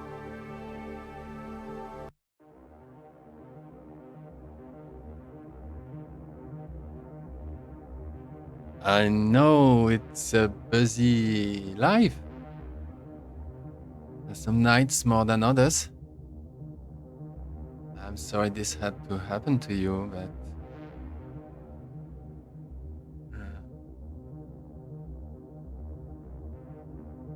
I don't know if I had I been there, if I would have done anything. I mean, some things, those things have a meaning of their own, and you cannot, whatever you do, you cannot change. You cannot have a say. You guys, you go out, you walk along those canals, those small canals, and you walk along those train tracks running behind those canals. Does this woman strike me as familiar? Was she one of the Red Leaves? No, she wasn't a Red Leaves. You check your memory. She wasn't a Red Leaves. Okay. You want to roll it? Sure. The last time you saw those two colors together, that was on the dire wolf that treated the party in the sewers. Well, that's just impossible, so that can't be right. Two same colors. I'm sorry, were you a friend of Hannah's? We didn't really know each other, no. I wouldn't say I was a friend. I wasn't more like an angel. Well, I tried to be. Just like you did. Just like we do with brothers. But another kind of spirit had chosen her. And you're, contrary to all appearances, you're one of the lucky ones. You know what you are, don't you? You knew there was something more to it, to this life than mere banality, don't you? There's others like you. But not all supernaturals want you at their side of the table. Be careful who you dine with, my friend. Your hunger will carry you to places you would have never imagined existed. Your anger will lift you higher than any living creature down this earth ever ascended. There are realms beyond, man, beyond, below. everywhere, realms that await you. There's so much to tell you. Not that I don't appreciate you caring, but my dad already gave me the puberty talk. I kind of already know the gist, like the hair in unexpected places, the mood swings and anger issues. I already, like, yeah, me and every other guy. So The thing is, now you're stuck here for the rest of your life. Puberty rage forever now, man. You'll have to deal with that rage. It will bump you. Yeah, it will be your fuel. I mean, there's therapy, right? They can. Yeah, therapy for humans. When you'll see the stuff that's beyond the veil. Look, there's something I gotta tell you, like right now. And just as when she says that, there is someone comes in on the key, and a guy shows up in black leather, punk, with a cat on his shoulders.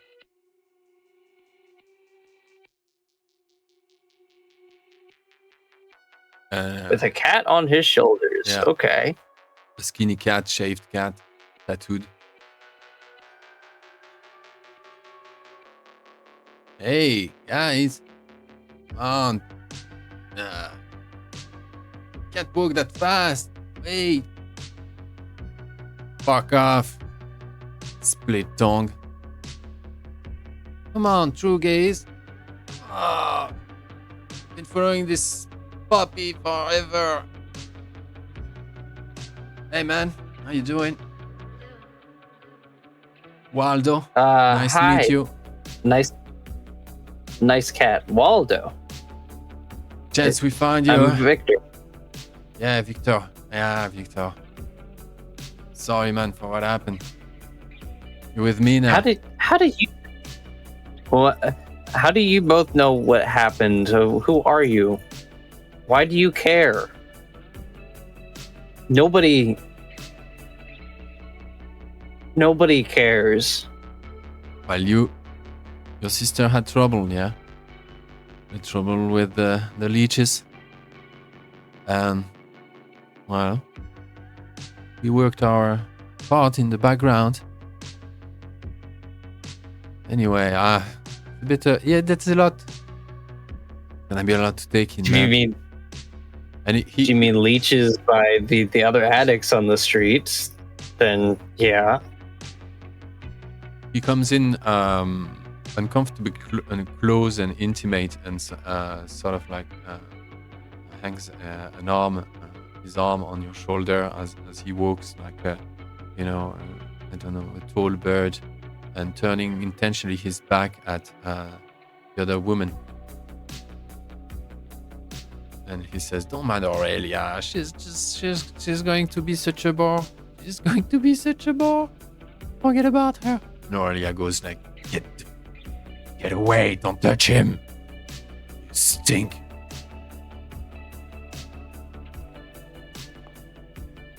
I think at his words, "Don't mind her." I don't know if I have the wolf back. I think I lost it after Frenzy, and I don't know that Viktor would have howled, but if not, if he did have the wolf, he'd be gaining a rage, because "don't mind her, don't mind him" is what Hannah kept saying. She was trying to get her dealers to ignore me. Oh, shit. So I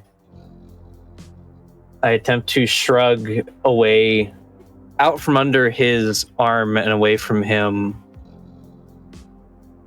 All right, you're close enough I can smell your cat, and that's a problem. I don't know you. I don't know you. you guys know something about what happened to Hannah, then you can go to the police about it. Or we can go. We could,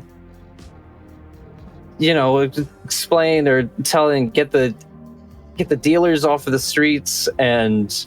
Victor, this world is over, she says, Aurelia.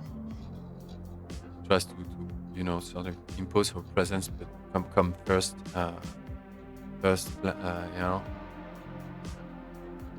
pushes Waldo to the side.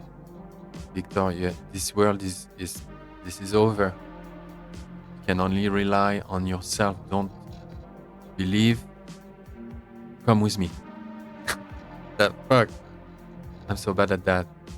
And he says, exactly. The other one goes, you're so bad at that. He doesn't need to come with anyone. He needs to go on there is only one way. There is only one way. She's giving you a choice that you haven't. That's what she's lying to you about. I'm telling you the truth. There is no other choice. You're coming with me because I'm the right guy. And behind her, another 3 guys walking. 3 males.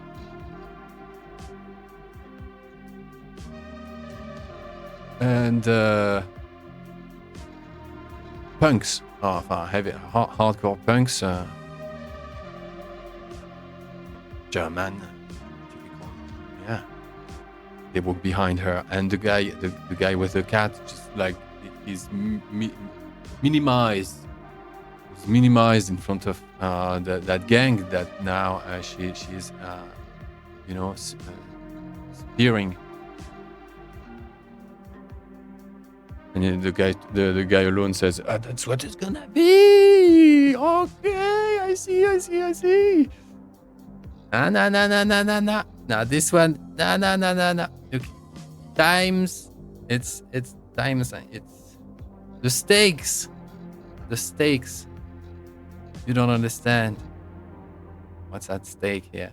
And another group arrives on his side. Oh, what?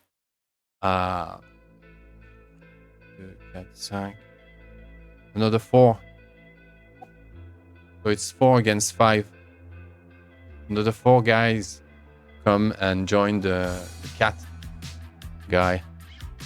There's 5 team cat and 4 team the girl.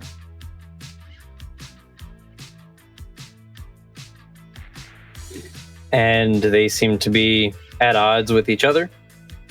Yeah.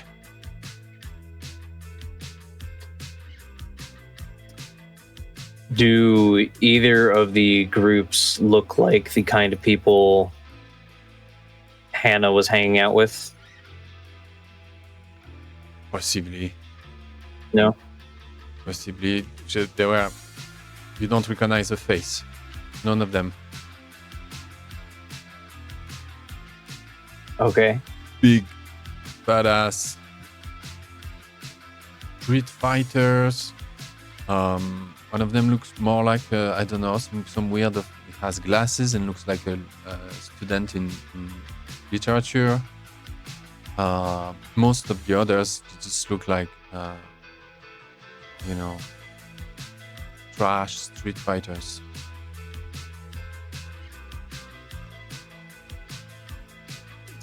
Okay. We're talking the group with the cat included. Yeah. Oh yeah, and one of them is kind of like behaving weirdly, like a kind of a buffoon. Yeah. He's kind of like you see, he has no tongue, and he's dancing a little provocative dance, and he pretends to fart on the other group. And that pisses everyone, and they just start to brawl.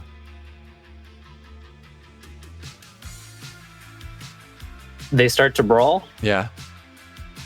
Okay, I back away slowly. I attempt to slink out of this situation.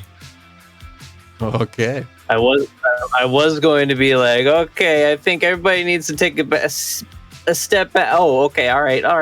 You guys have fun with that. I back Okay. up, attempt to go unnoticed, but I don't think I made a stealth build in any kind of way. Nope.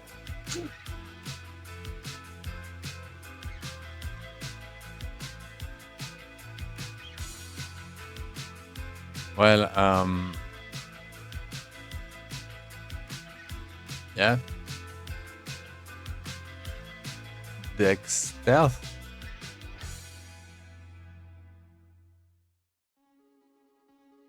Yes, so. Yep. No. Ah.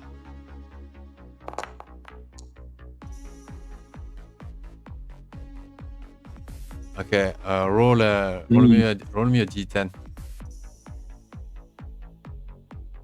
So roll d10.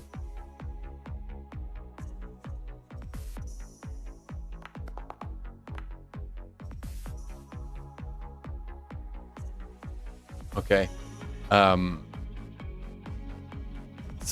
One of them see you trying to get away, and as the rest of the guys are fighting, you realize that that girl Aurelia catched up, and she flee with you. Told you it's gonna be complicated. Tomorrow is going to be a messy day. Have to make you ready. What does that mean? Tomorrow? What is tomorrow? Tuesday? Let's end the scene here. Okay. The plot thickens. The plot thickens. The plot thickens. Now there's cats involved. Shit. Yeah, we needed a mascot.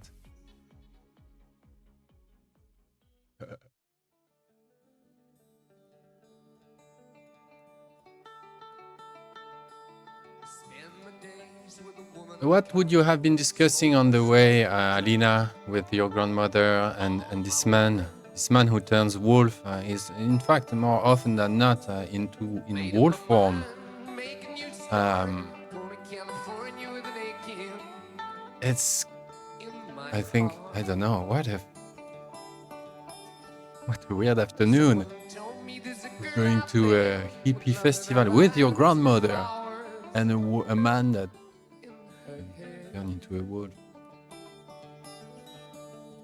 Grammy, I want to change too. Can I? Yes, I guess so. Although, are you out of rage technically at this point? But I can open the magic.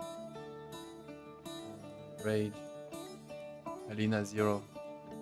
Zero. It can turn into wolf, yeah? When you have no rage, you don't need to rage check that. You can turn into wolf, yeah. Yeah, she says go off. Go on. Nice. I will then. I will chase Darius around a little bit. And you just do. It's as simple as it gets. You just ejected yourself. There was this spring inside yourself. It was painful. You pass on the details, but it was faster than you expected. And now it's a wolf dimension. Must be bored. Yeah, you feel as sharp as if you were in the Umbra. And from time to time you think you see through tears or whatnot. Kind of like peek into another world and come back into that one. And you can not only change shape but see the world from both sides. You're just flying through the forest. This is the guy. He runs like super fast. He does all sort of things with that body. Will you go back? Will you address him? Do you have more questions before we arrive at the camp? I guess I need some information. I don't know anything. I want to know what the right master is, who Alek supposed to be, who Darius, what the guilty child should be, why we're not living with the others and we live in a hut, why she didn't tell me anything. I guess I have a lot of questions. Yes. Yes. Hey. The wolfman is ahead, running, scouting ahead. You're walking with her in human form. Your clothes are not dedicated to you, so you can take them through forms and into and out of the Umbra. You're walking, picking berries upstream. She takes off her shoes and walks bare feet upstream. Come on, Alina, tune in. Okay. I'll follow. I do what she says. You want to know why we live in huts? Why you and me live in hut and the others are... Yes? Everyone is, I don't know. I thought we can live in society, but well, I'm not talking the human society. I believed in the Garou society. See, there was a nation. Yeah. We were together. All of us united at the dawn of time. We were a great That tribe. sounds awesome. Yes, it was. Yes, it was awesome. All children of Wolf, Gaia. Then, yeah, well, we half human, you know, so, no, I guess we're an experiment. It's not completely fucked up, but the world of Garou isn't much better than the human world. I mean, I have to warn you, like, I know you're not an idealist, don't take that the wrong way, but it's wild world. Alina. And yeah. And who is these people that took this Alek? Who are they? Those people, they're Garous also. They misunderstood the prophecy. They think Phoenix came to tell us what it's gonna be, what we have to do. Basically, they understood Phoenix as like coming with the Ten Commandments when it was a warning. It was obviously a warning. We could do, and we still can do something about it. But these people who abducted Alek think that the best they can do to help Gaia is to speed up her. Speed up the ending, the coming of her ending. Yeah. Basically, they do That's everything. stupid. That. Yeah. Don't know where. Yeah. Are we all someone else's cunt? For sure. What you can do tomorrow is, you know, we lay low. We play pretend. We try to get a feel for the place. No rushing. We blend in. We play. Tomorrow, chameleon. Okay, Alina. Tomorrow, no Photoshop. No,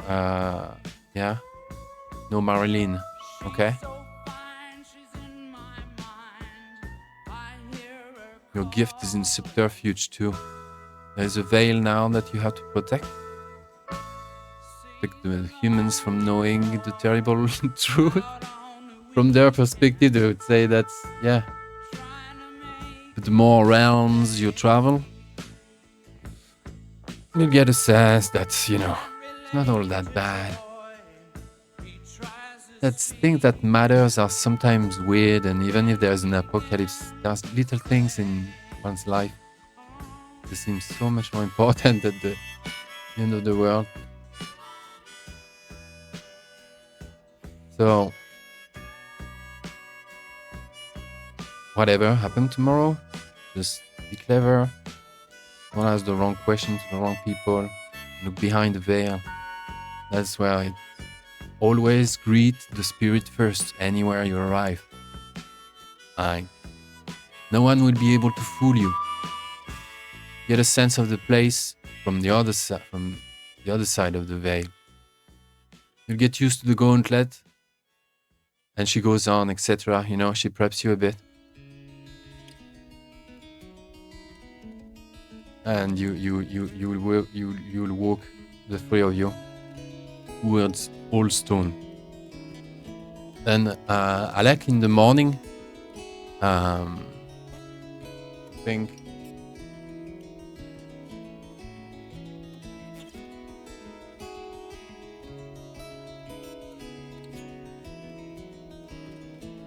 Like in the morning, you see that there are more tents that have been put up, and another 7 people have arrived,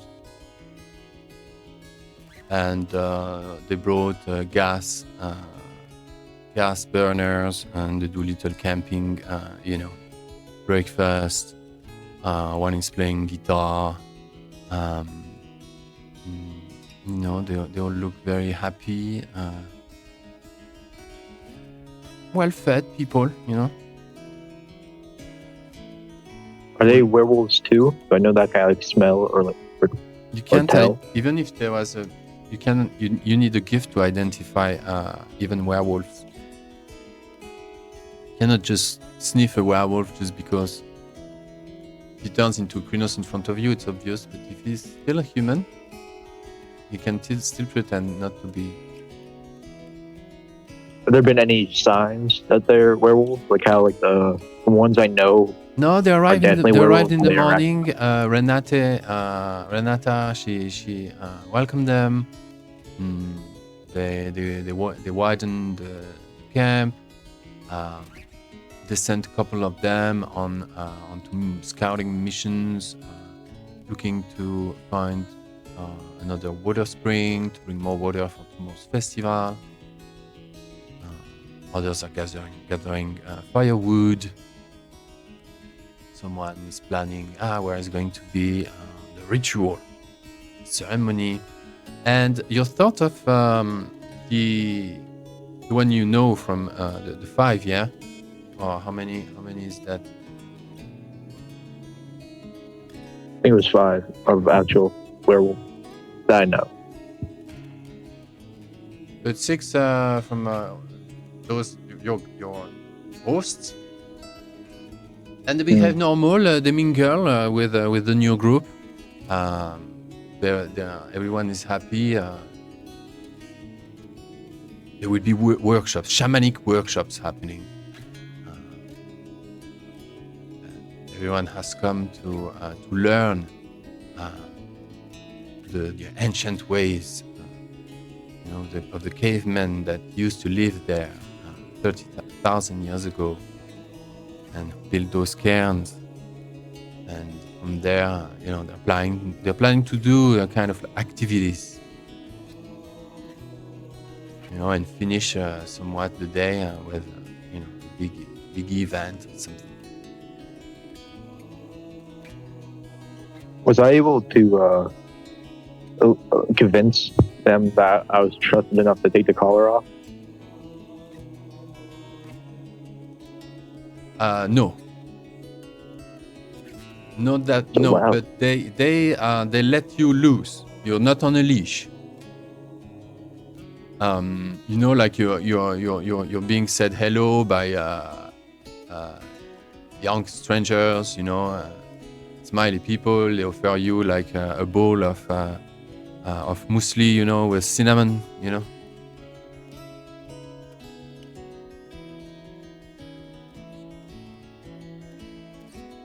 You're invited to sit down for the breakfast or whatnot, you know.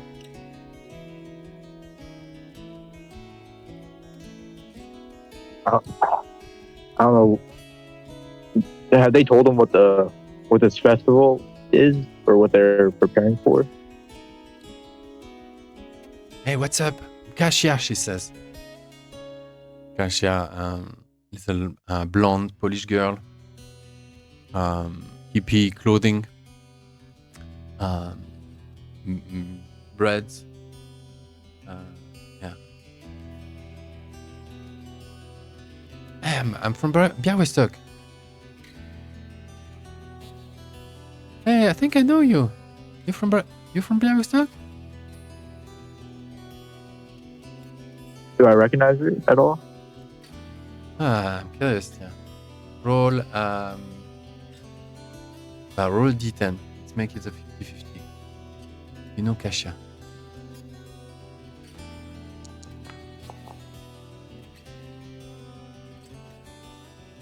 Oh yeah. Yeah, she's in her early 20s. Oh, she's kind of like one of those shy, quiet activists, you know.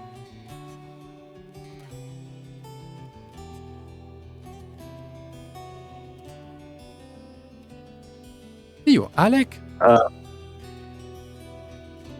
Yeah. What's her name again? Kasia. Yeah, Kesha, you live down the street from me, right? Well, down this long, boring street. Yes. Don't tell me about it. What are you doing here? We came for Gaia. We came to give to play our part. You know. What do you know about Gaia? A little bit like attitude in his voice. But not. I've never ascended transcendental states yet, but I know that she is real. She's a person. She's like you and me, and she suffers very much, and we need to give her a hand. And that's why tonight we gathered. More are coming, and we're gonna learn the ways. Wolf is gonna protect us, so we can charm the snake.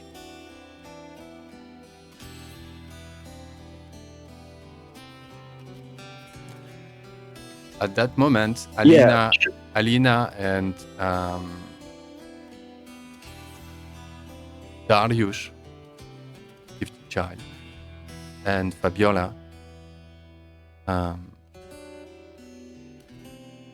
Darius is scouting, I don't know, 300 meters away ahead. You know, so he comes. You're prepared. How do you want to, Alina? How would you want to approach that? Approach what again? I'm asking myself how is Alina approaching the camp? Your My friends, we're here to celebrate. You're rushing. Let the party started. You arrive into the most. It's a place. Kind of your grandmother always told you never go to that place. It's boring, and anyway, there is nothing to see. It's just there are much better point of views and stuff. But really, it's a breathtaking view. Like it's kind of a low hill in the middle of the woods, so you have the feeling that you're surrounded. Entirely, the world is only nature. There's nothing to just spans of forest all around. But it's a kind of a barren landscape, kind of an old wasteland, barren rocks and mosses. And there's a big stone caveman, Neolithic sort of cairn there, with this weird entrance. There is like 14 people so far. Festival is going to Yeah, someone welcomes you in, you know. I think Sonia, hey, I'm Sonia. Come on, sit down. You know, and she sits she sits you right next to Alek, actually. And Alina, you see yourself seated near a guy 14 years old, so 4 years younger kind of than you, 3 years younger than you. And he has this fancy bronze collar on his neck. It's not obvious, but this is the first thing that in fact strikes you. And yeah, he's part of that whole thing. Someone who's playing the guitar in the corner, I guess. Other people are planning stuff. I don't know, they brought canisters, whatnot. There's no car. Everyone is bringing stuff on big backpacks and stuff. There are cans all around. Yeah, we're waiting for more. Welcome. Welcome. Never seen you before. Welcome. It's your first time. Yes. Do I see the people that lend me the clothes and the food? Oh yes, it's Kasia. She was just talking. She's in conversation Yeah, actually with Alek right in front of Alek. No.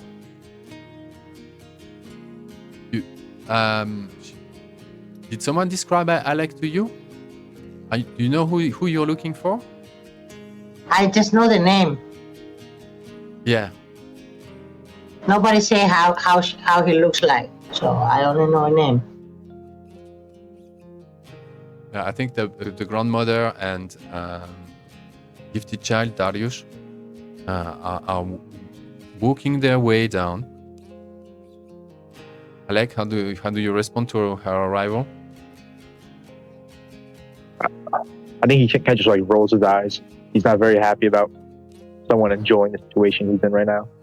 I think he's gonna turn back to the girl he was talking to, who he knew from his own hometown. Ask her, did you drive here? Oh no, we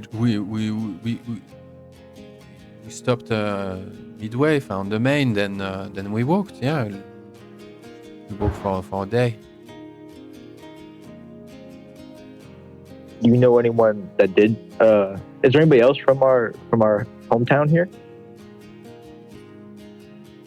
Yeah, you see Radek. It's like not even acquaintances, you know, like it's face you recognize. Not all those like hardcore hippie kind of, or soft punk. A bit of both cultures going on there. Radek and Kasia from Białystok. And they turn and suddenly they see Alina? Yay, our artist is here! Look at that! And Alina, in fact, yes, you recognize that some of them were, were part of that little gang that night. Oh, nice. You had your friends there, and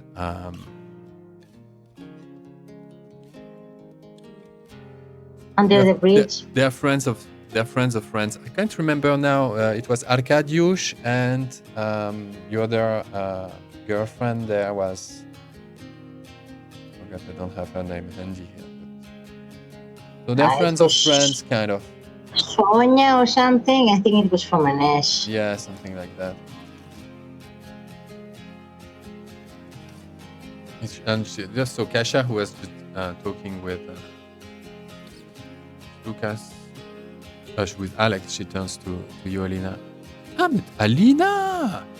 You're the artist? I told you it's the girl I told you about. Yeah, I brought the clothes. Thank you very much. About the cloth? Yeah, that you lent me this morning. Oh, don't mind that. And you brought them back? Yes, of course. I promised you. I also brought my granny. I don't know, many hippies don't know how to cook, so... Granny arrives. The other... I think that the other Dariusz pisses himself and just slips away, and you don't know what happened. He didn't join. Doesn't seem comfortable with humans or whatnot. Maybe he turned into a lupus and skulks in the bushes nearby. But your grandmother arrives, hey, like, you know, an old hippie queen herself, sort of like you can see that she puts up a bit of a show, but she had something, definitely has something genuine of that in her.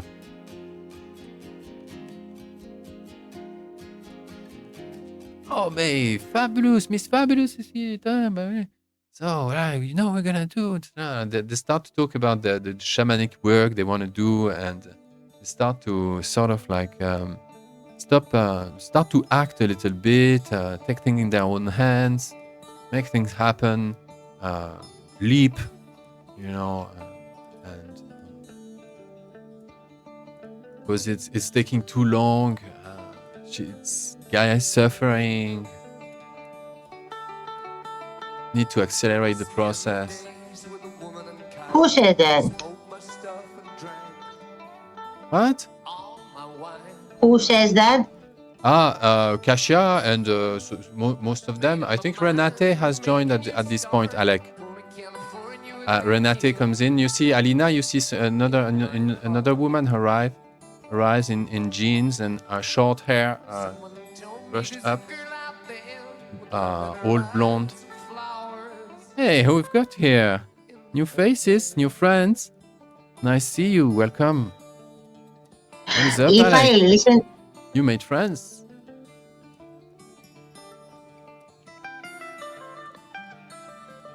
if anyone says anything about accelerating, I am gonna step in the conversation. Wait, she said my name out loud. Alek. Yeah. Oh, that's right.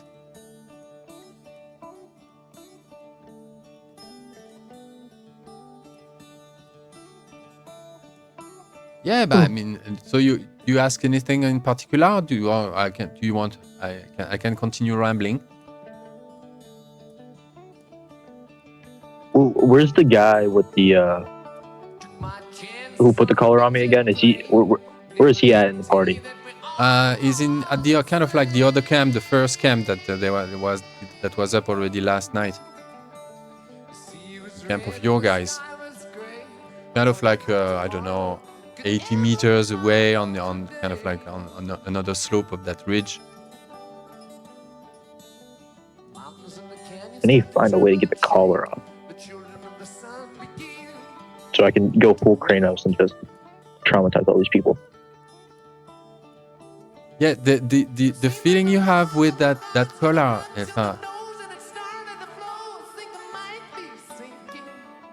your dad and not only him at the Soviet school, they told you that they told you what was coming, you know.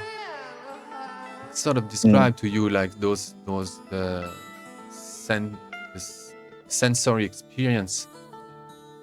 And if you completely cut off that sensory realm, feel like a bleak automaton in there.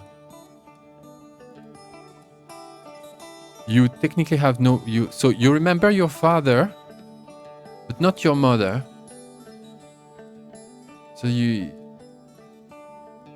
don't know how you ended up here, if you were always there or not. I think that's one of the catch for you. Do you belong here or not? This kind of doubt. I think. Well, I think you said the only thing he remembers from that night is like what happened, but he doesn't remember his mom being involved.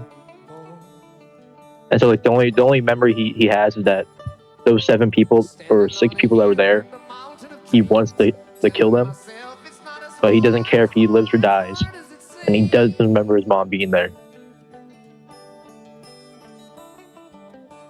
I think he's also. Where did the girl go that he was talking to? One from back home. Renata? Yeah. She's sitting with the hippies. Can he like excuse himself from this conversation that like formed around him and go up over to her? Yeah. As he like sits down, I want to like look around, like make sure, try not to be suspicious, but then like lean over and talk to her and be like, "Hey, You need to. Something happened. He's I think I've been kidnapped.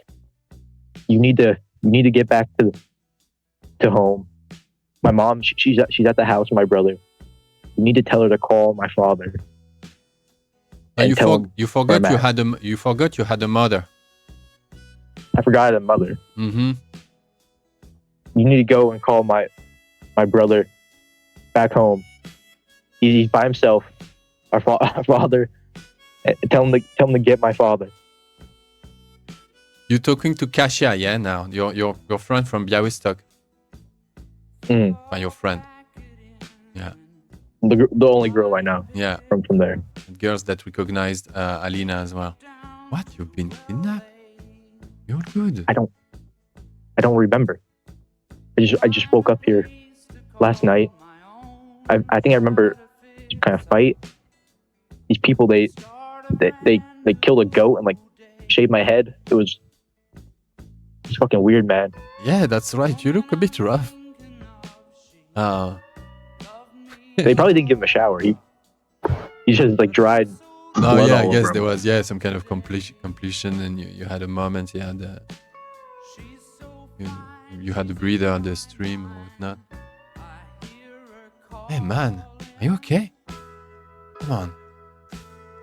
You want to You smoke? need to leave Have a here. cigarette. Forget this Gaia shit. You don't know what the fuck you're talking about. It's like he's trying to get a little anger in his voice. He's like bring himself back down. You need to go get my father and every other human here. That doesn't realize he said human. You need to get out of here before what happens. All right, okay, chill. Sure. She stands up. I'll do just that then. And she walks away. And you're face to face with Alina. Oh, what's up, man? Hey. Excuse me. When I hear the, like I said before, when they talk about acceleration about Gaia, and then she turns and says, "Oh, Alek, you make new friends," I leave the area. I go to where my grandma is. I Okay. will not actually talk to them at all. I'm Okay. like, hell yeah, and I'm like, I say hello to someone else and just move over so I can go close to my granny. Okay.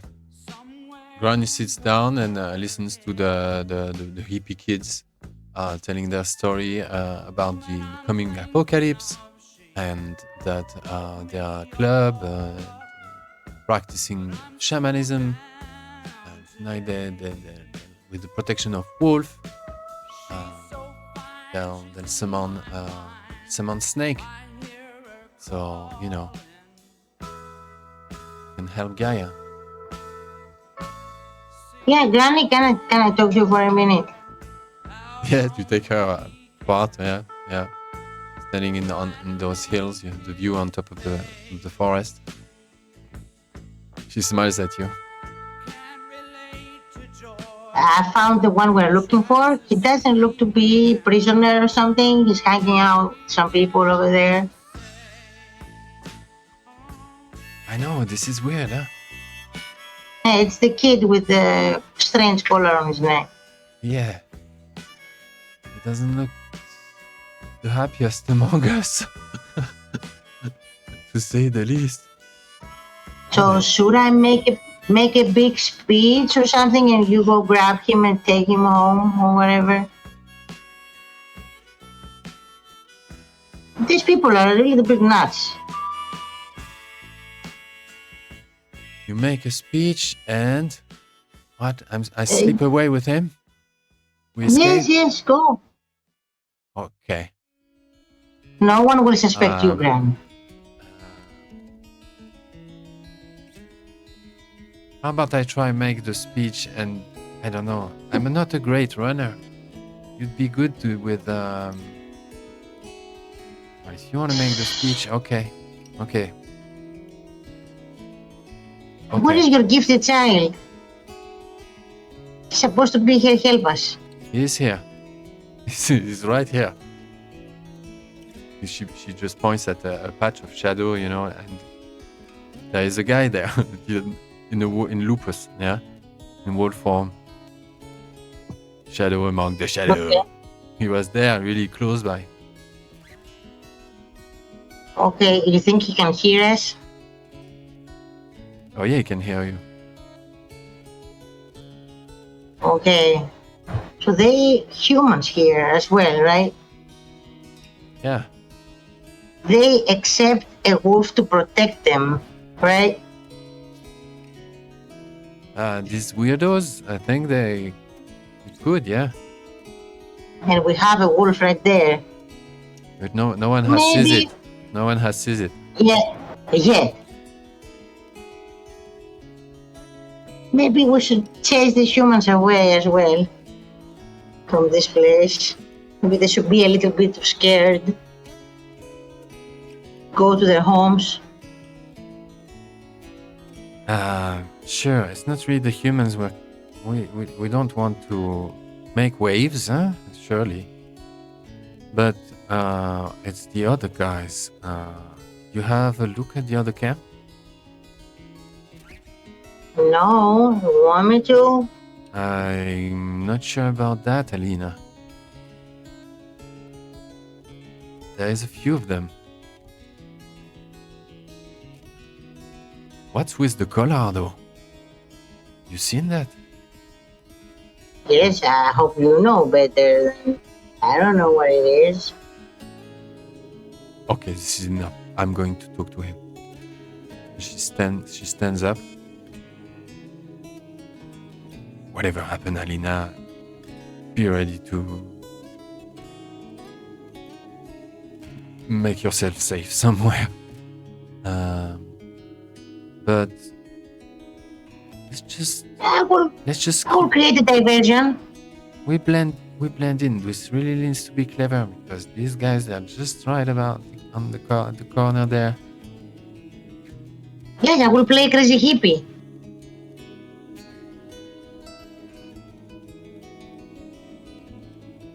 Have some friends here. They could be crazy hippies with me as well. We will just press their buttons a little bit. So, are we going to check with Alek? You said you're gonna talk to him, so you go. Okay. She stands up. She walks towards Alek. Alek, some of the other hippies have made room. They're going about their things, gathering rope and equipments and canisters or whatnot, and they finished their breakfast. Kasia has left. Radek, the other guy from Białystok, gave you a weird look when he saw that Kasia was upset and when she left. And not half a second you were left alone that you see that old elder woman coming towards you. And Alina, you're accompanying her, yeah? Go talk to the hippies. You go to the hippies. Okay. Stir up some stuff. Alek, is it? She goes. Fabiola goes. She sits down near you. And turns over like, what do you want, Grandma? Can you see I'm busy? Oh yes, I see you're very busy. I see you have too much on your plate. That's what I see. Pop. Miss your dad? I bet No, but my father. Oh, I know your father. I know what's important. She just said the Garou name of your father. She knows your father very well if she knows his Garou name. And I think he'll like apologize for like disrespecting an elder really quick. What a change! Sorry for what I said. You got rushed a bit by life, it seems. Recently. You say that. One way of putting it. Can you just walk away? I can't. They think I'm part of their sick pack. I can't change with this collar on me.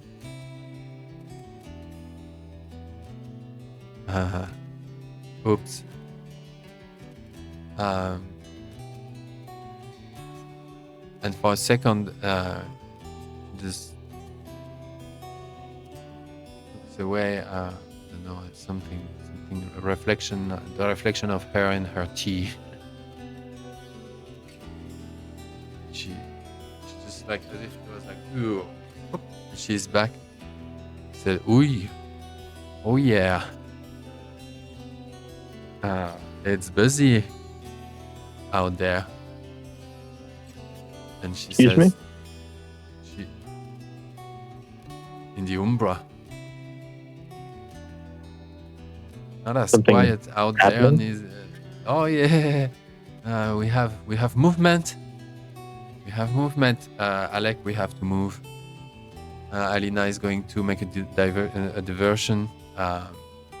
We have to try to. I don't know. With the collar, without the collar. I'm not. What is it? I'm not running Is away. there a key? She looks at it. You know, is there where is the key, Alek? I think. If we can see him, I point out where I tried like the suddenly like head nod in the direction of like the guy of the tall, sinewy, like black-haired werewolf that kidnapped me. This guy, natural. I think he has it. Or that crazy old lady over there. Renata. She did something to me. My brain is foggy. I can't remember everything. I barely remember how I got here. What do they want from you? What did They want they me do to join. you? What did they do, Alek? I think I kind of pull down like the shirt and like show like where the brand is healing. Ooh, Marek is gonna hate that. I'm not running away. We need to get this collar off me. And then they're all dead. That's what's gonna happen.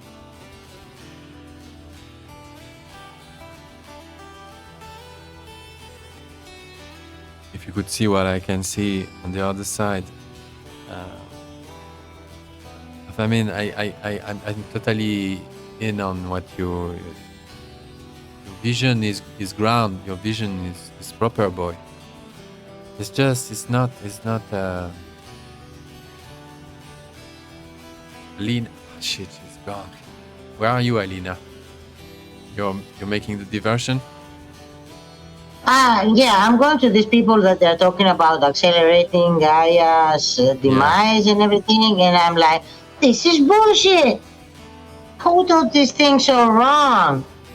And I'm trying to be like more close to the people that they know me as an artist, and I'm like, in my travels as an artist, I've seen so many stuff. People know me here, know that I know stuff. Accelerating Gaia's demise is the worst mistake that you can do. And what about snakes and wolves and stuff? This is fairy tales for children. Hey, mate, Who says these things? who says, mate? Listen to your heart, Alina. There is something. It is messed up. We are not in tune. We are not in tune because it's tragic, but she's failing. We have to euthanasia her. We have to shorten her suffering. I think that's why we're given a brain. Have to make, use that brain. And not only the heart knows, because she isn't doing well. We're doing it her ways, huh? We're gonna go get Wolf's permission. We can sneak and charm. Who says that? Who says that? About us, Renata and everyone. natural, all No, of us. actually, I'm asking you, Adi, who is saying that? Kasia. She didn't left. She's there. I thought she left. Yeah, no, Okay. she didn't leave the site. No, she just went somewhere else. Yeah. Now I Oh, think that bitch. the hippies are on top of the cairn as the evening approaches, and Alek and Fabiola, they're a bit further away. Yeah, just the two of them. Okay. So she didn't do what I asked. She just like went around the corner and came back. Yeah. She just went. Yeah, she never intended to leave. She just left you. You and Renata and everybody else don't know shit. There is no snake, no wolf, no nothing. All things you're saying is wrong. No, and people know better, right? I'm talking People about know better than that. talking. Use that brain, that animal brain. You know, we have to reconnect with that sense that we are one. We have to suffer with her. We have to make it quicker. And if we have the Alina, you will then see. you are gonna die. No, what you're saying is wrong. You are teaching these people. Okay, there's a guy, he comes in, interrupts you, he shouts, he says, talking circle.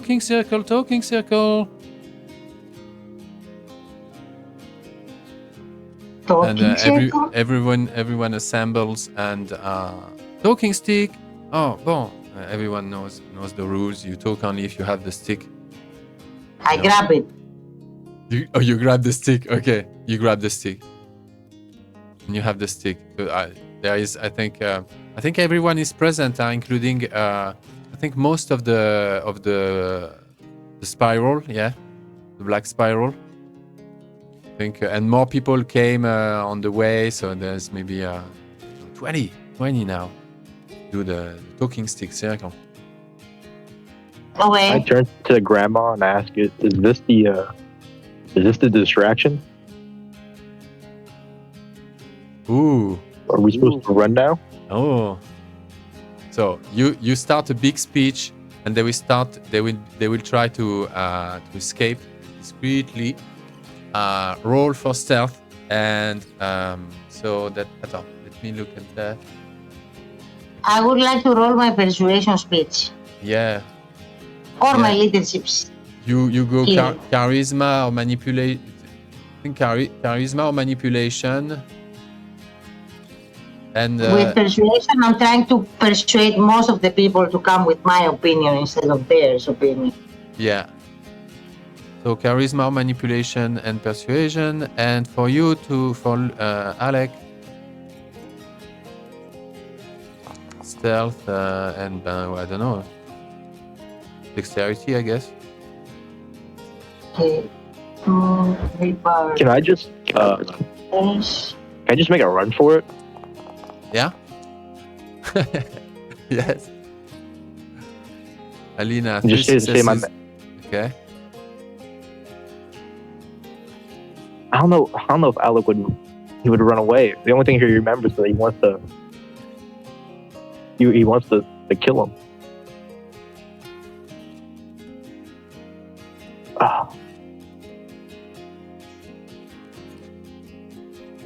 Tough. Alina, how do you go about it? Why would it be wrong to give someone freedom from suffering?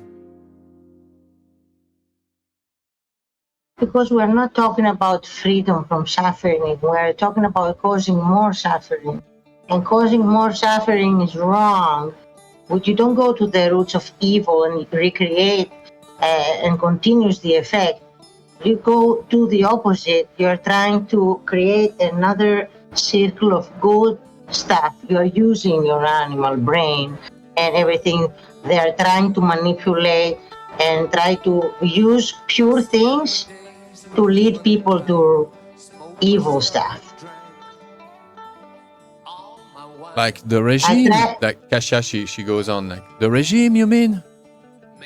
Like the propaganda stuff? I think, hey, we've we've been ironed out and hammered under so much propaganda for generations here in the East. You think people don't know better?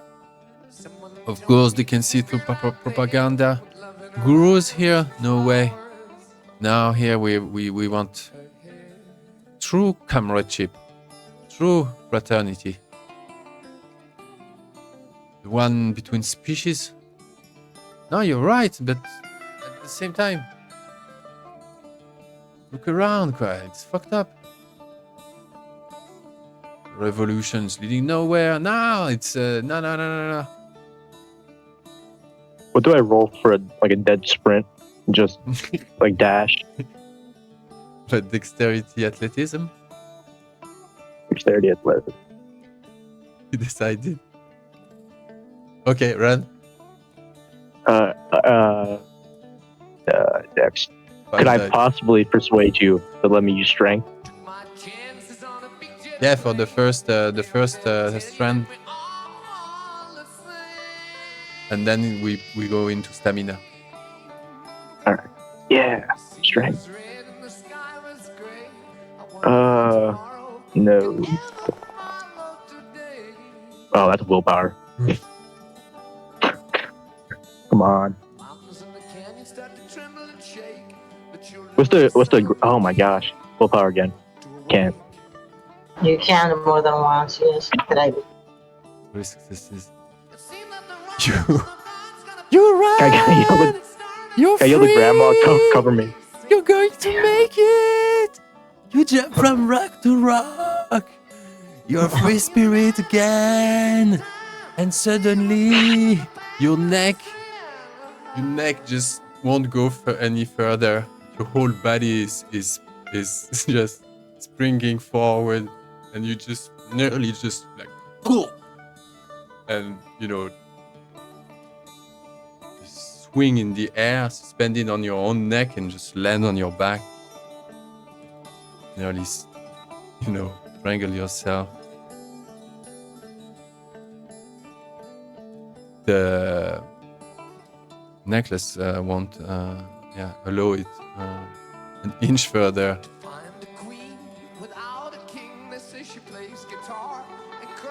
Are you choking me more? They want like an inch further? No, it's not. It's just you can't just move away further from some kind of epicenter somewhere.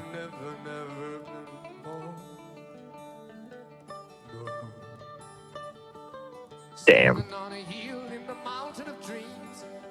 Did anybody notice the attempted getaway? the failed getaway? Look, don't even the kid wants to stay here with you. I'm just joking. I don't know. I think you ran. How much was it?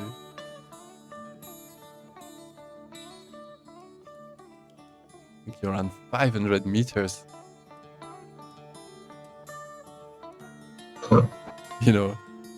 Like the fastest ever in your life, and there's no one after you.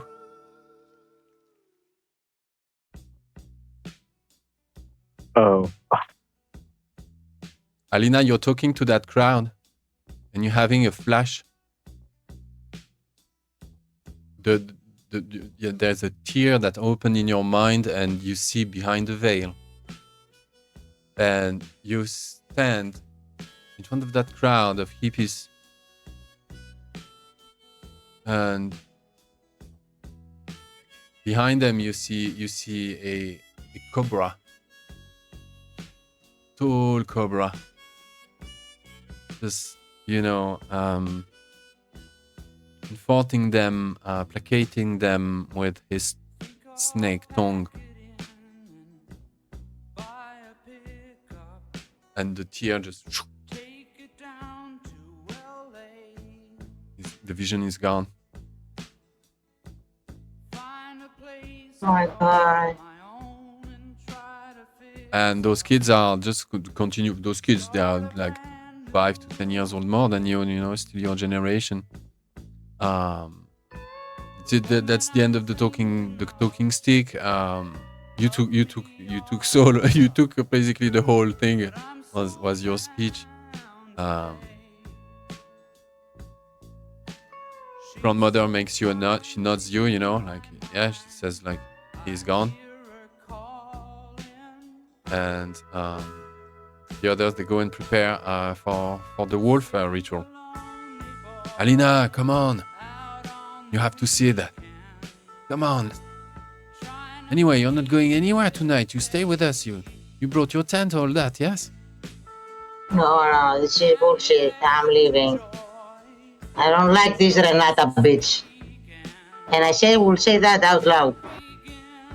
As loud as I can. Ah. Okay, roll a composure resolve here then. If you fail, you gain a point of rage. Okay. Ah no, but if you lose the wolf, it's only by howling at the moon normally, huh? Ah, but whatever.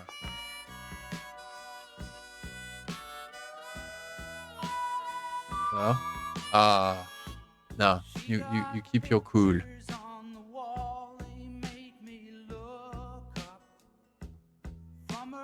And they will start a new ceremony. They will teach the way of the shamans around the fire. Do I understand that this feeds the snake?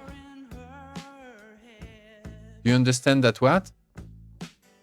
This, what is happening here, feeds the snake? Yes. Mm-hmm. Pretty much. Okay.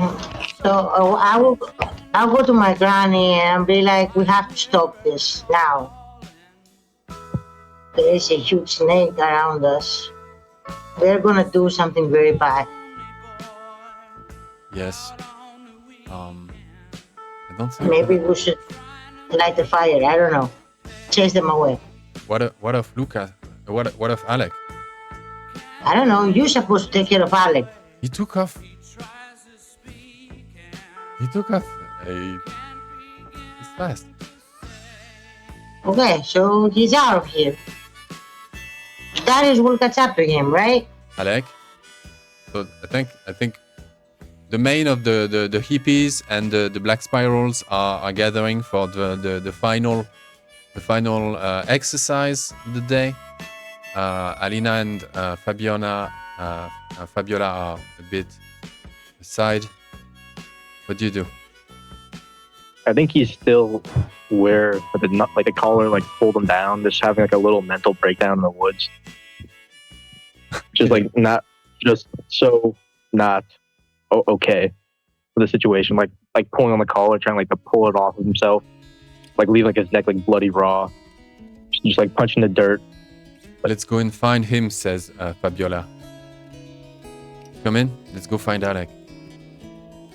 What about these people?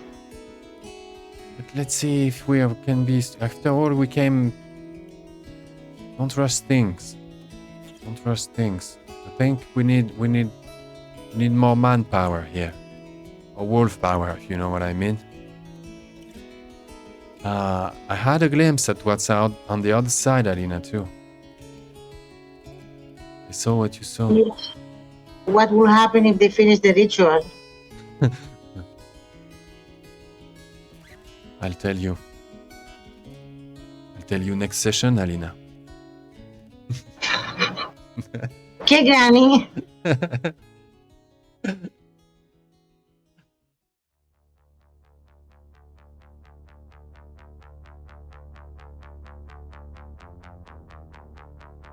Alors, you guys ended up being rescued by two different packs who are part of one sept.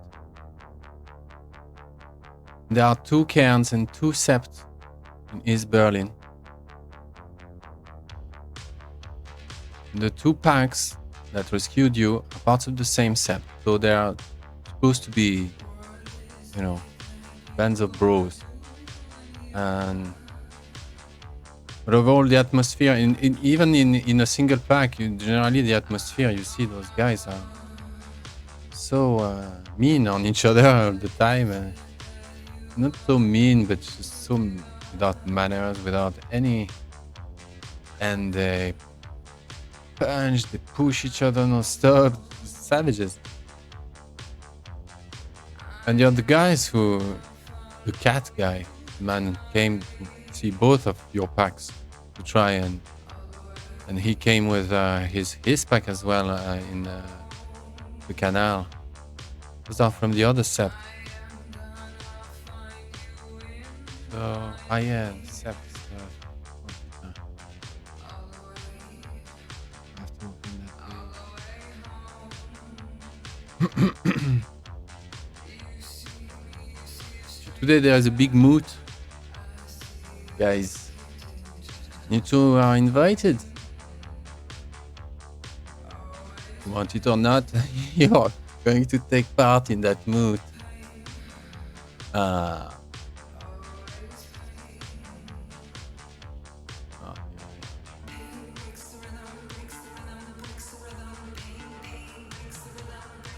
They bring you to derelict buildings. Used to be living, residences and stuff, suburbs. Not an industrial area, but kind of like old town. So far from the center, strangely. And it's the Crimson Meadow.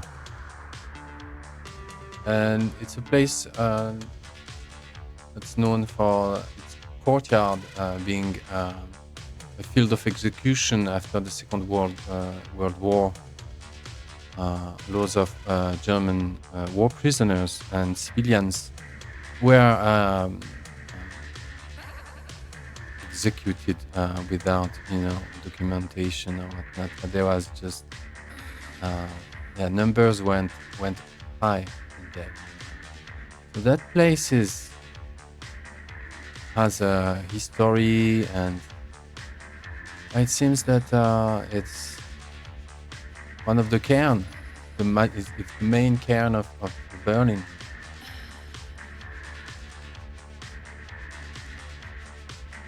And so it's the enemy's Sept, basically.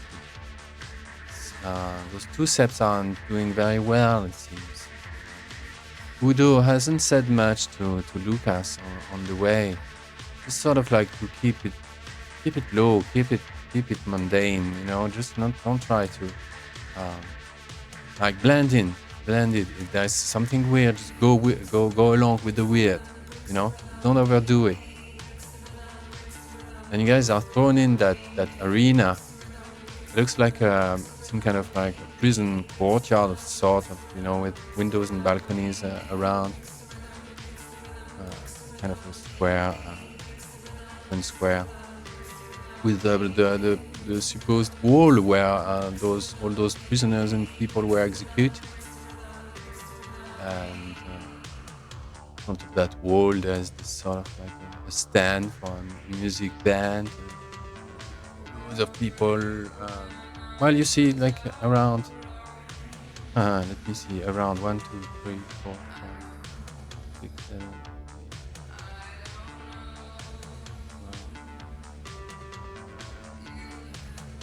8, 9, 10. About 20 guys. 20 guys there, and girls.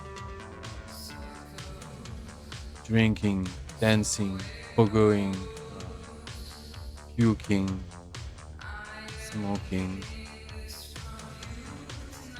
small packs like that. One of them runs crazy between empty spaces between the groups. He's dressed in a white clown, choked out face, white clownish uniform, like a moon clown. And he runs from group to group. And he does the mime thing, the statue, up, and he goes like a fly from group to group. And as you come in, the two of you, you're just part of like that group of strangers. You just throw into a crowd, and I think you bump on each other. I think you Now, were. am I aware that this is a whole group of people like me? Or am I under the impression that this is just another party? No. You were told that this is going to be a Garou moot made to decide in which pack you were going to join, because you cannot just be like you have to. It's kind of like. And if you're not, you'd be banned. You'd be sent away. And to join as well, you have the whole right and stuff. So it's an honor to host. Everyone is vying for more manpower. So I think I would go along with it. I may not know exactly what I'm getting into, but something more is going on here, and I want to especially keep an eye out for anyone I recognize, especially Aiden or Hayden or whatever his name was that got splashed by holy water, and anyone else I might recognize. But in doing so, yes, I would be distracted and maybe even physically bump into.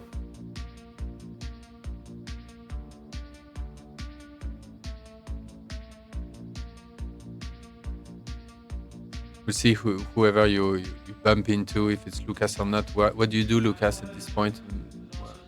Where are you at? Did you have a more precise question right before entering, when you felt like you were about to enter? It's like the crowd of a box match a bit, and this atmosphere.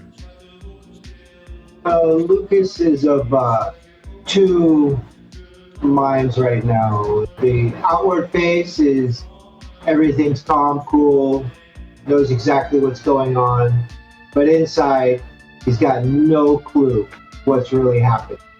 And he's putting on his best face of, oh yeah, I know. All right. Good.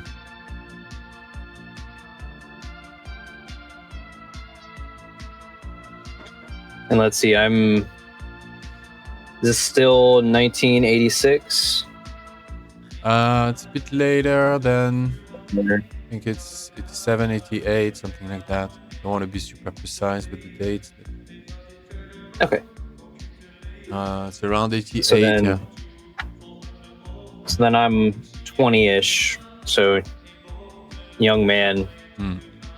Most of the crowd is in their 20s, 30s.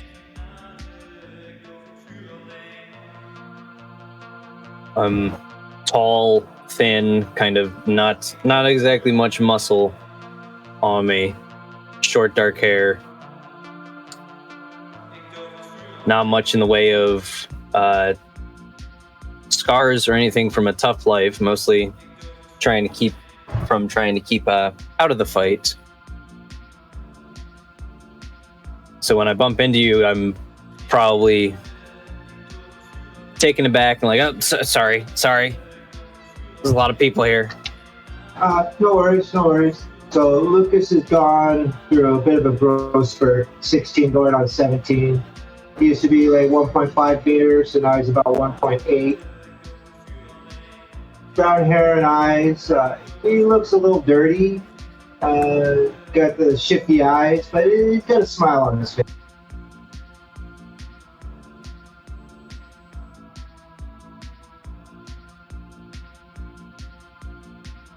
The weird people pick you up too? Depends on what you mean by weird. I had some people showed up, dude with a cat, told them off. It was a whole thing. Oh yeah, dude with the cat. What's up with the cat? I have no idea, but from what I gathered last year, why would you hang out with the cat? I mean, they're not all bad, but they're kind of rude. Like the fact that it just like hangs out there is the weird part. But did you meet What I the wanna other know, lady? How did he get him to stay still to get tattooed? You saw that too? Yeah, it's still racking my brain about that one. Do you have any idea who he or any of them are? They just kind of like showed. One of them showed up at my house and then took me to the train tracks, and then two of them started fighting with each other. This is like a gang war stuff.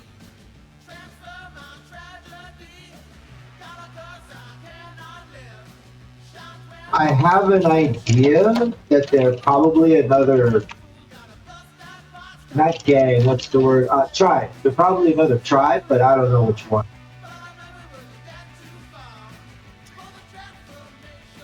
Would I have been told about tribe stuff yet? Or is this the first I'm hearing of it? Yeah, I think she gave you a brief, last night. Yeah. Okay. And you met again with her gang, After they escaped, they had their brawl, Yeah, so you had a little bit of a brief, yeah? Mm-hmm. Yeah, Lucas has been hanging out with Udo, just sucking up as much knowledge as he'll let out. Yeah, they gather up. You see that Udo is, in fact, what is called the ringmaster in town. When there's a moot at the Crimson Meadow, they have their own ringmaster. But when there is a grand moot with the two Septs of East-Berlin, it's actually the ringmaster. Even if the moot happens in Crimson Moot, it's a ringmaster from the other Caern that shows up. Yeah. So Udo Udo organized all of that. And your Sept, guys, is the Sept. The two packs that collected you are from the other Sept. Another place with another dark past as well. To do with young children indoctrination and Hitlerian souvenirs, and their task, it seems, that this other Caern is to keep the ghosts of those kids at peace. So they don't invade our galaxy, something like that. Here it's to keep the dead of the war prisoners, the execution people who are executioned. Keep them at peace as well. A lot to do with ghosts and stuff in those Caerns. And the leader of the Crimson Meadow, where you are now, is a Gate of Fenris. In fact, most of the two packs are very influenced by two Gate of Fenris that are leading the first pack there. Fenris, Black Fury, Gale Stalker. All super high on HARANAUGLOSK. Everything here seems to be like a matter of dominance and pissing on each other's territory. It's just like the space too small. It's like those wild individuals. Nowhere to exist. It's just compressed, and you put wild animal in closed environments, they will behave totally differently than in a natural environment. They will change. And these werewolves, they're disconnected, and it's boiling here. The atmosphere is boiling in that hot room. And Udo arrives. He presents the assembly, and first of all he invites the master of the How, the person who will basically open segment and address the topics and call the people. And this guy comes in. It's the Fist of the Sun, Vandal, True Tongue, Fist of the Sun. It announces itself, and it goes into a howl, and everyone responds. And in fact, each and every one will introduce themselves with a howl that will in fact define like this first howl where everyone projects his presence and identity and expose, tells a lot about yourself. This first howl, the way everyone responds, like 90% of the politics is done when you hear the response, the support, and like you can straight who is the leader, who agrees and all that. And it takes a moment. It's like half an hour between guys. They come back, they compete for more house, they want more airtime. And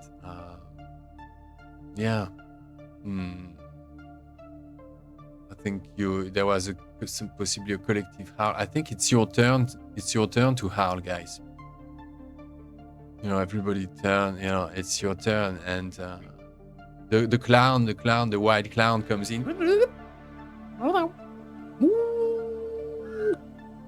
And he mimics a wolf pissing on you, and everyone goes laughing, and he escapes.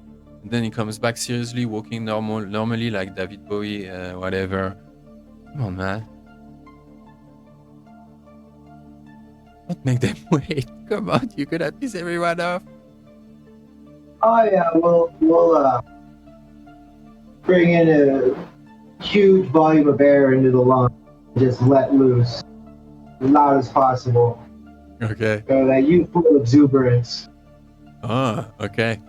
You said most people are about 20-ish, so Lucas is probably the younger person here. Roll a charisma. Charisma, whatever, craft, etiquette.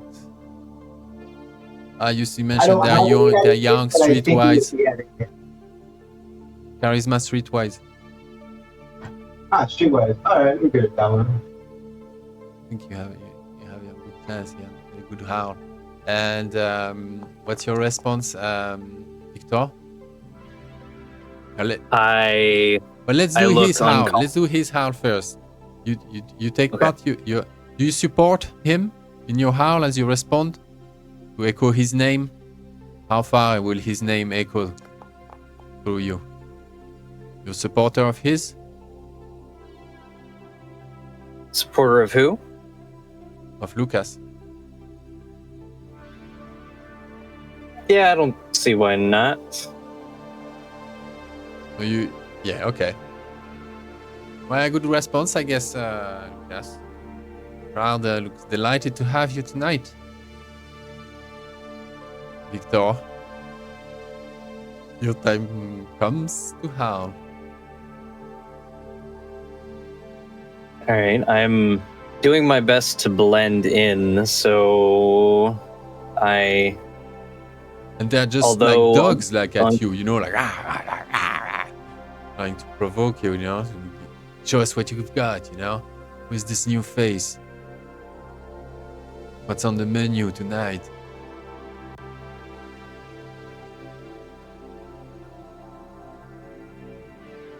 Is the moon visible? Yeah, I guess so. It'd be nice, yeah. An open square, huh? Okay.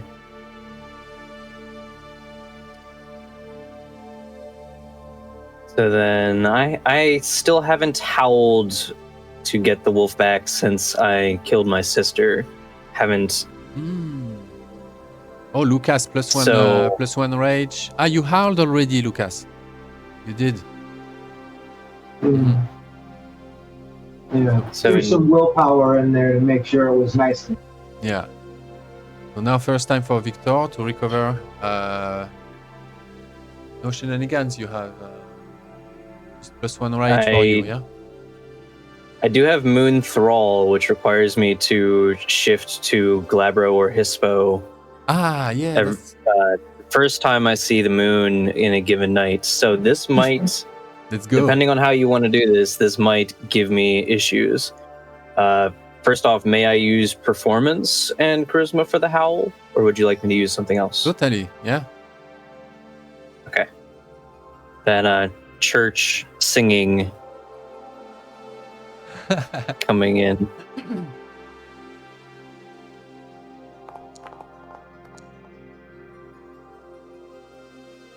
Whoa. Okay. Great. Okay. All right, and then it's the first time I'm howling tonight, so I'd gain a rage, but in seeing the moon and howling, I feel my body changing, and I'm already shifting to Glabro against my will. Cool. They seem to like it. Those from this sept, the Gaia's Vanguard and the horned chimeras, the horned chimeras messengers. 2 packs from this sept. Gate of Fenris, Black Furies, Gale Stalkers, Child of Gaia, Ghost Council, Gale Stalker. Oh, they all in for that. Some of them as well shift to Glabro. The thing just intensifies. And you see the Master of Howls. So a couple of other calls. One for the Fallen. You know, some kind of like honorific segment about the lost souls and whatnot. Then he calls the Mocker. This guy, Shadow Spider. Ghost Council, Ragabash. Guy, he's disguised in Piero the Moon, you know, this sad gloon, white choked face. He arrives, he enters the stage and he has a leash. And behind the at the leash you see Hayden. Hayden is on the leash, and behind Hayden there is the man with the cat.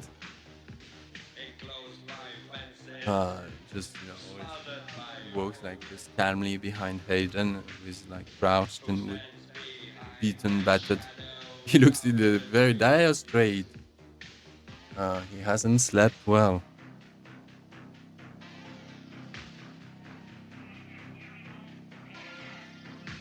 And so there begins some kind of public lynching.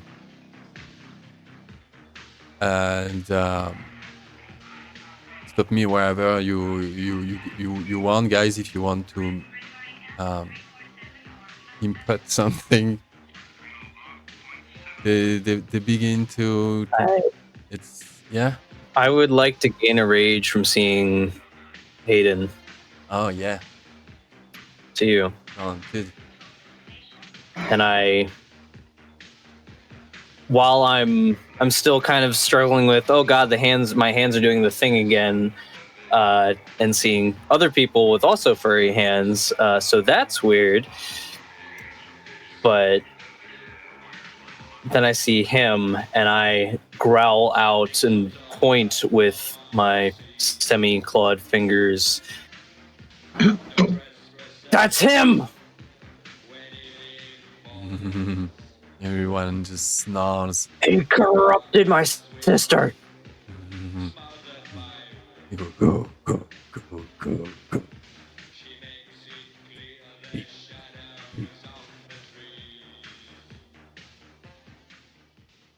They tumble the guy's on his knees.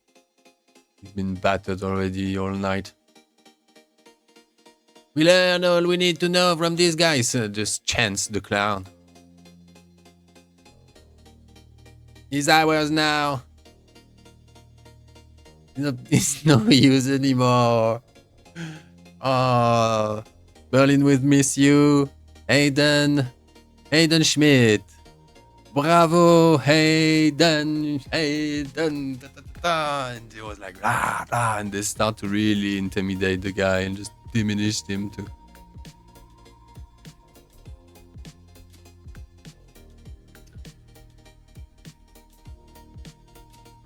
Then a slash.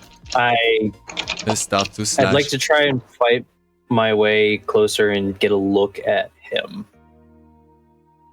Yeah, he looked like a victim.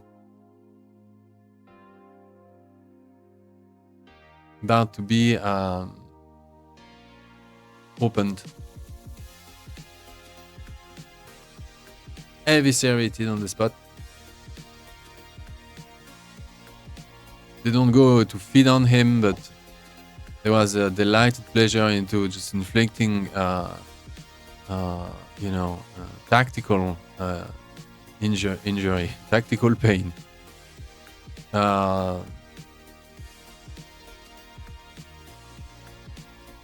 Someone howls. What Luca did? What did Luca do during that offering?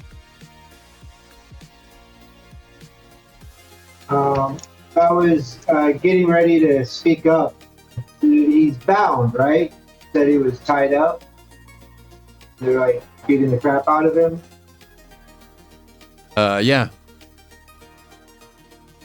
So a bunch of strong guys, help on somebody who's tied up. Why don't you untie him and give him a chance to fight back at least?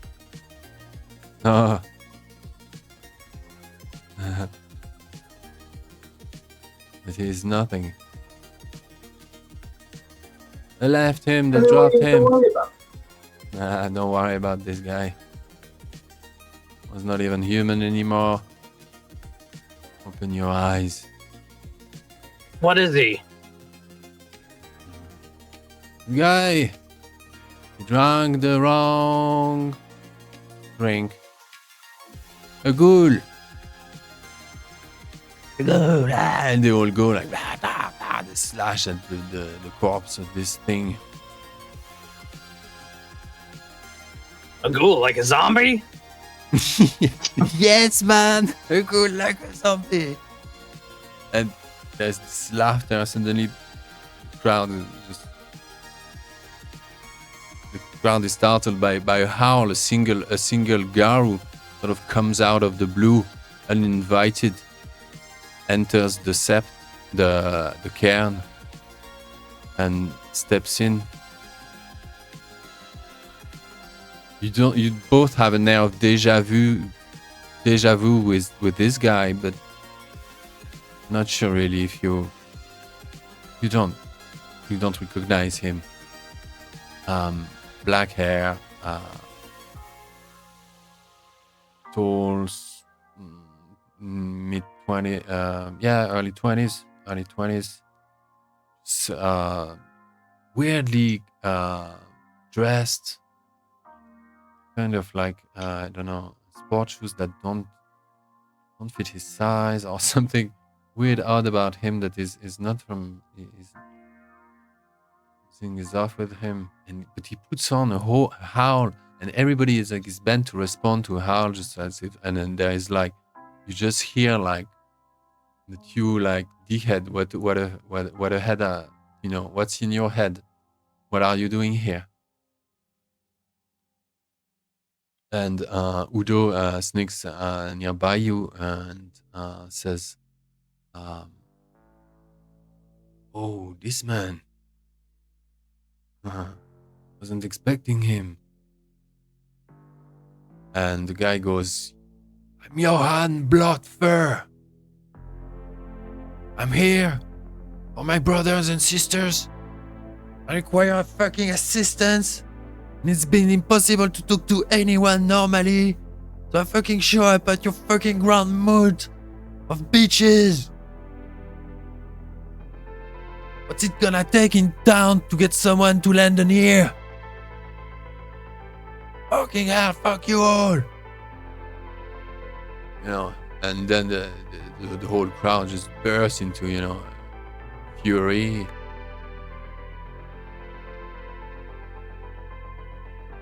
Everyone laughs, snarls and laughs at him. He's alone in front of both septs. Yeah, the 4 packs are all sort of very judgmental about him.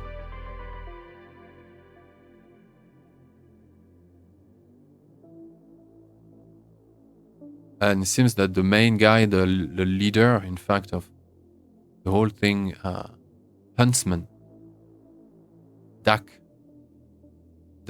Huntsman, comes in and says, you claim yourself a Fenrir. You're merely a tourist around here. And this guy, Huntsman, is the leader of the pack number 1. He has this weird suit. It's a bit too loose for him, too big. Everybody respects him like he was the godfather of the mafia.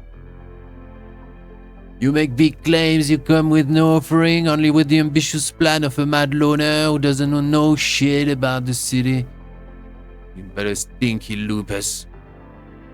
Will only cause us more trouble than we already have. You want to make mess in a town and then might head back to your motherland for free. And Bloodfur, Johan goes, yes, but those pups in the zoo have nothing. Yes, I'm here for them because they are my family. Buckingham, could we not talk that through just around, I don't know, a coffee or a whiskey? It has to be such a mess with you humans. Viktor?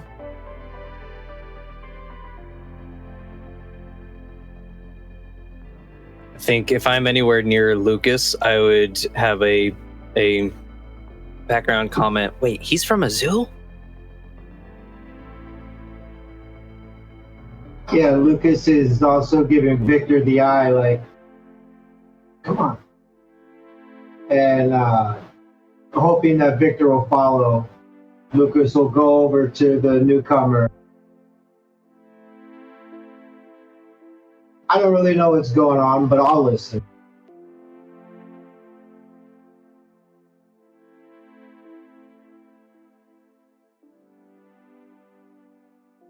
I'll follow as well. Yeah, I didn't hear that there was a problem. I'm kind of new here.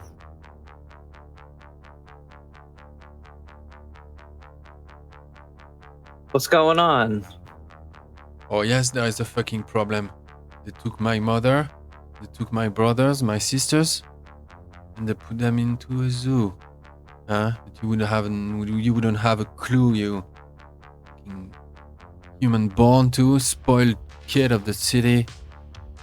Trying to put a team together to go fucking save my family, and no one here wants to stand their ground. They say they want to contain the city from the inside, but they cannot. Free was good in it yet. My brothers are in there, these cages. Well, what's your plan? What are you gonna do if you get them out? Fucking go home, man. And then there is don't talk to him. You know, there is I think the guy with the cat, he comes and pretends to trip on you, and the clown pretends to just have realized and laugh, curtly, and they kind of like interrupt your conversation. Then there is a third one who comes and bump at your shoulder, at Johan's shoulder, and looking at you, don't talk to that guy. Forget about him. And why not? Isn't he one of us? Why shouldn't we talk to him? Because he pretends he is a Fenrir and has not proved himself here. He's of no consequence. He's a stranger. He doesn't know the ways. Anything. Do him a favor and ignore him.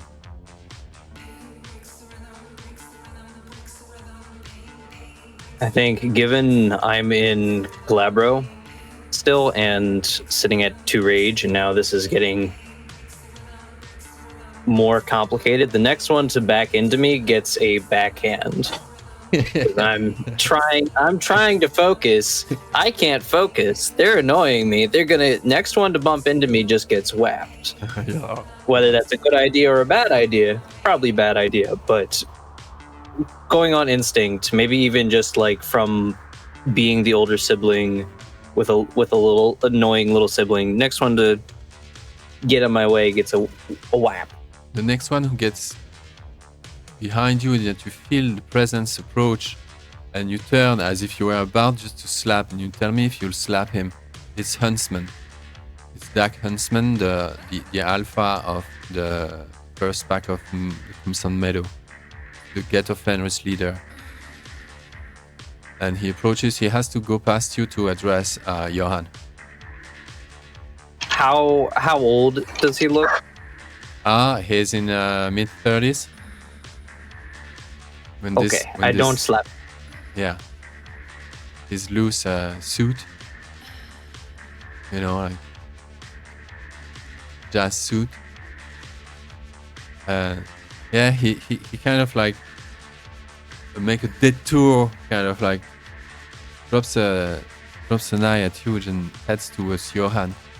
And then just yells at Johan, just diminishes the guys. There is such a vibe, otherworldly echo coming from behind. There is this guy channeled something on the spot right here, right now. And Johan, who was a sort of like fucking, I'm going to. Yeah, he was just if he had a katana, he would have, you know, but he's just frozen on the side by the on the spot by the. I don't know, the magic of the vibe that was like, there was a mantra on him, and you find him like up on the ground, just moaning, whimpering like a semi-animal. And I think he even turned to Lupus, to his normal form, to his native form, and whimpering and asking for yeah. And Huntsman just, yeah, just smiles. The other guys just starts to a little chatter. There is a positive vibe that comes right up, and things seems to go better when suddenly you guys are brought over in the middle of a circle that has formed right around you. The 4 packs have formed a large circle around the 2 of you. And now they will debate whose pack you want to join. And they want to hear you make your case. You're introduced by Udo. And he says, "This one, people, just calm down. This is now or ever. This is now or never. We have to give them just freedom. Remember my little preaching days, when you used to listen to me? These are precious. Lukas lived in the street. Beginning of times. He's a tough man. Found him. Got into trouble with. Made friends. Good friends, bad friends. Met people. Lost people. And I found him first. Okay? I did. Not Mr. Split Tongue over there. Huh? The cat goes, Hex! And then approaches the other woman. What's her name? Aurelia. The punk that took you, Viktor. And I, and not Split Tongue, have found Viktor. went through some awful stuff and who deserve a loving family. That's what I'm saying. A loving family and justice. We will solve the mystery of his sister. He is with us. Split tongue, just go spill your poison. Just fuck off. And another Garou, the one with the cast, starts to argue his case that he manipulated everything, that everything was a setup, that he had you framed up for months and blah. And respective packs start to argue, and there's just beginning a big theater around who is going to own you. Do you intervene? Do you react? What do you do?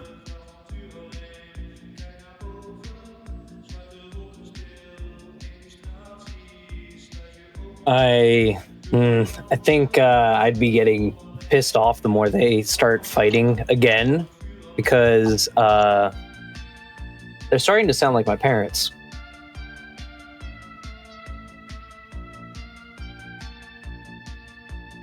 Especially parents splitting up or fighting for ownership, and they're fighting over me and they don't know me. They don't own me. But do I get the idea that Split Tongue brought Aiden to justice? Yeah, it very much looks so. Yeah. It's their doing. Yeah. Okay, tempting. His pack. Yeah, the Gaia's Vanguard. Split Tongue and the Ragabash and his Huntsman, Dak Huntsman. Get the Furnace Arun. Split Tongue, Gale Stalker. Just say the name out loud, just to give us, just a feel for the vibe of the character, yeah? Not as if you knew, like, they are Gale Stalker. Just to give us a sense of Gale Stalker, Ragabash. Hunter, Ragabash. Mr. Split Tongue. Gaia's Vanguard. I think I'd growl at them first, just stop it! Stop fighting!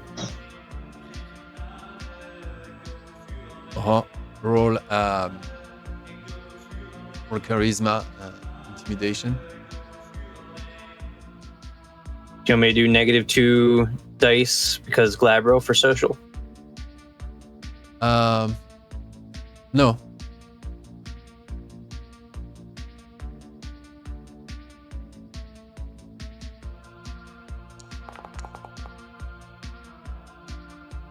Womp womp. Not bad. Noted.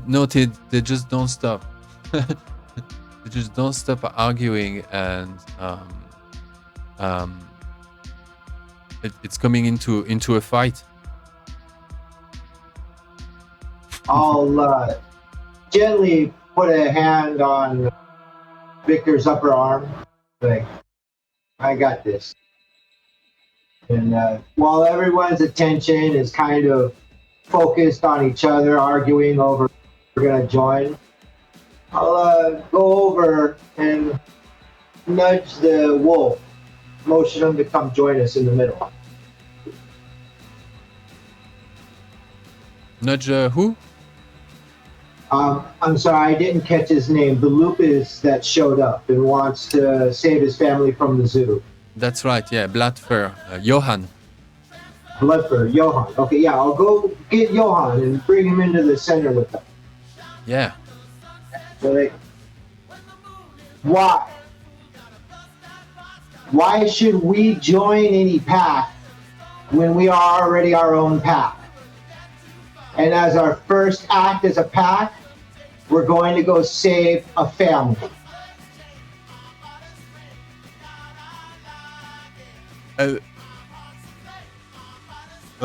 It's like everything is they're all arguing and stuff, and you see a brother just like, oh man,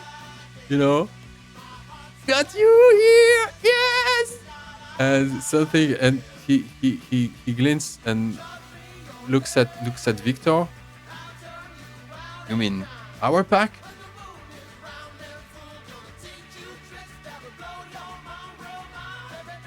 No, our pack. the East Berliners.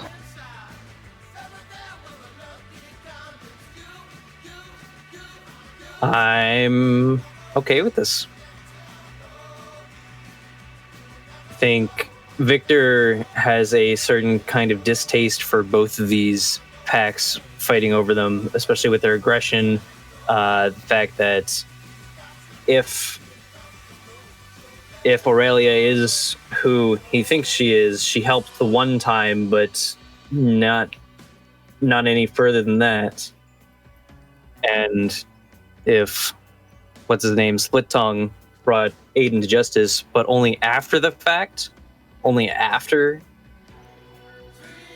Aiden was able to bring his sister so low, neither of these packs have had an effect. It was either too soon or too late. So I'll stand back with the man who just turned into a wolf over here. Yeah. Yeah, I think he's back in Glabro. And he looks at the two of you, then we have a pack. I lead.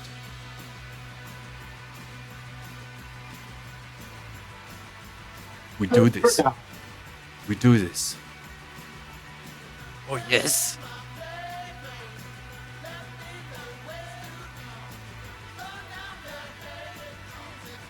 For all their yipping and barking, he says this loud enough for everyone to hear. They sure don't do a whole lot. It's not like they're gonna stop us. And this Johann starts to howl. He knows another code of sort, and there's a long, yailing, painful answer to it, and that turns into a low growl, constant humming, and they're gathering around as if they were like about to execution someone.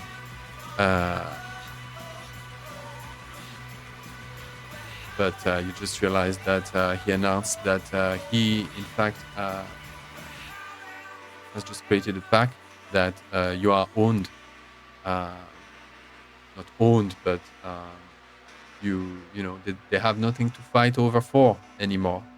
Because those two pups are no part of the pack. The pack, yeah.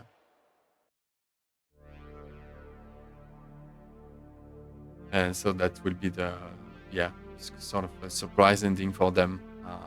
They were like at the climax of their confrontation, and Johann with that howl just made the announcement. Right, let's end that session here. Yeah, we're good, huh? Yeah. Time-wise. Thank you. Good game, guys. That was a twist ending. I didn't see that coming. Oh, I really tried to play into the whole why. Everything why. Why would we do that? Why should we? What's your explanation? Yes. It's nice because you attract a response, then you kind of fish content, and then creates a current between us.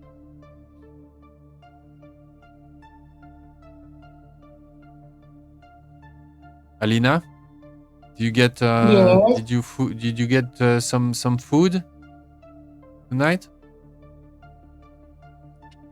Earlier, why? What's with your scene? You had a good time? Yes. Cool. Now I think it's really we passed the turning point. Now you guys all have a name, yeah? So for the two in town, it's the zoo, and your new pack with Johan, who seems bent on being the leader. The leader. Yeah, like Lucas said, for now, seems like Viktor might have a better head on his shoulders, but we'll Yes, for sure. The lesser of three evils. pretty much. Alright. Awesome. Because I'm not the alpha, so no. I don't think Viktor is built for leadership either, but he's very uncontent right now. He's still raw from loss and probably angry at everyone, including himself. Mm. Good. Yeah, losing your sister in that way. Wow. It's only normal to don't like anybody. Yeah. At least he knows there's something else going on there, that somebody influenced his sister. If it was only just like him and his first change and he accidentally killed his sister, then he It may... will be different. It will be different. It would be way different. He might lash out against being a Garou, against Luna, against Gaia. That might be a black spiral dancer path right there. Yeah. I threw the black spiral at the purest of us.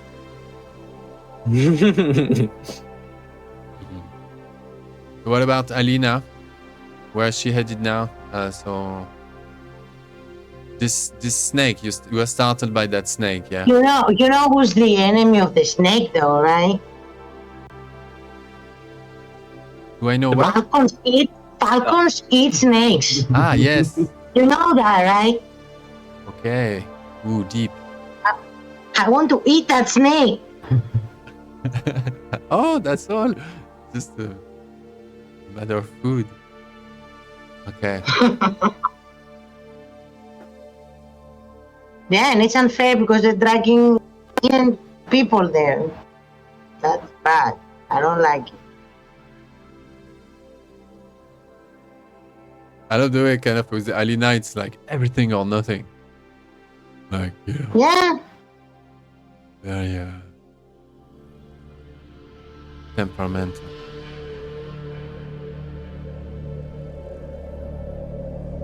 Cool. Well, but I hope you have food for thought during the week. Think about you guys did. Next session, again by groups of two from the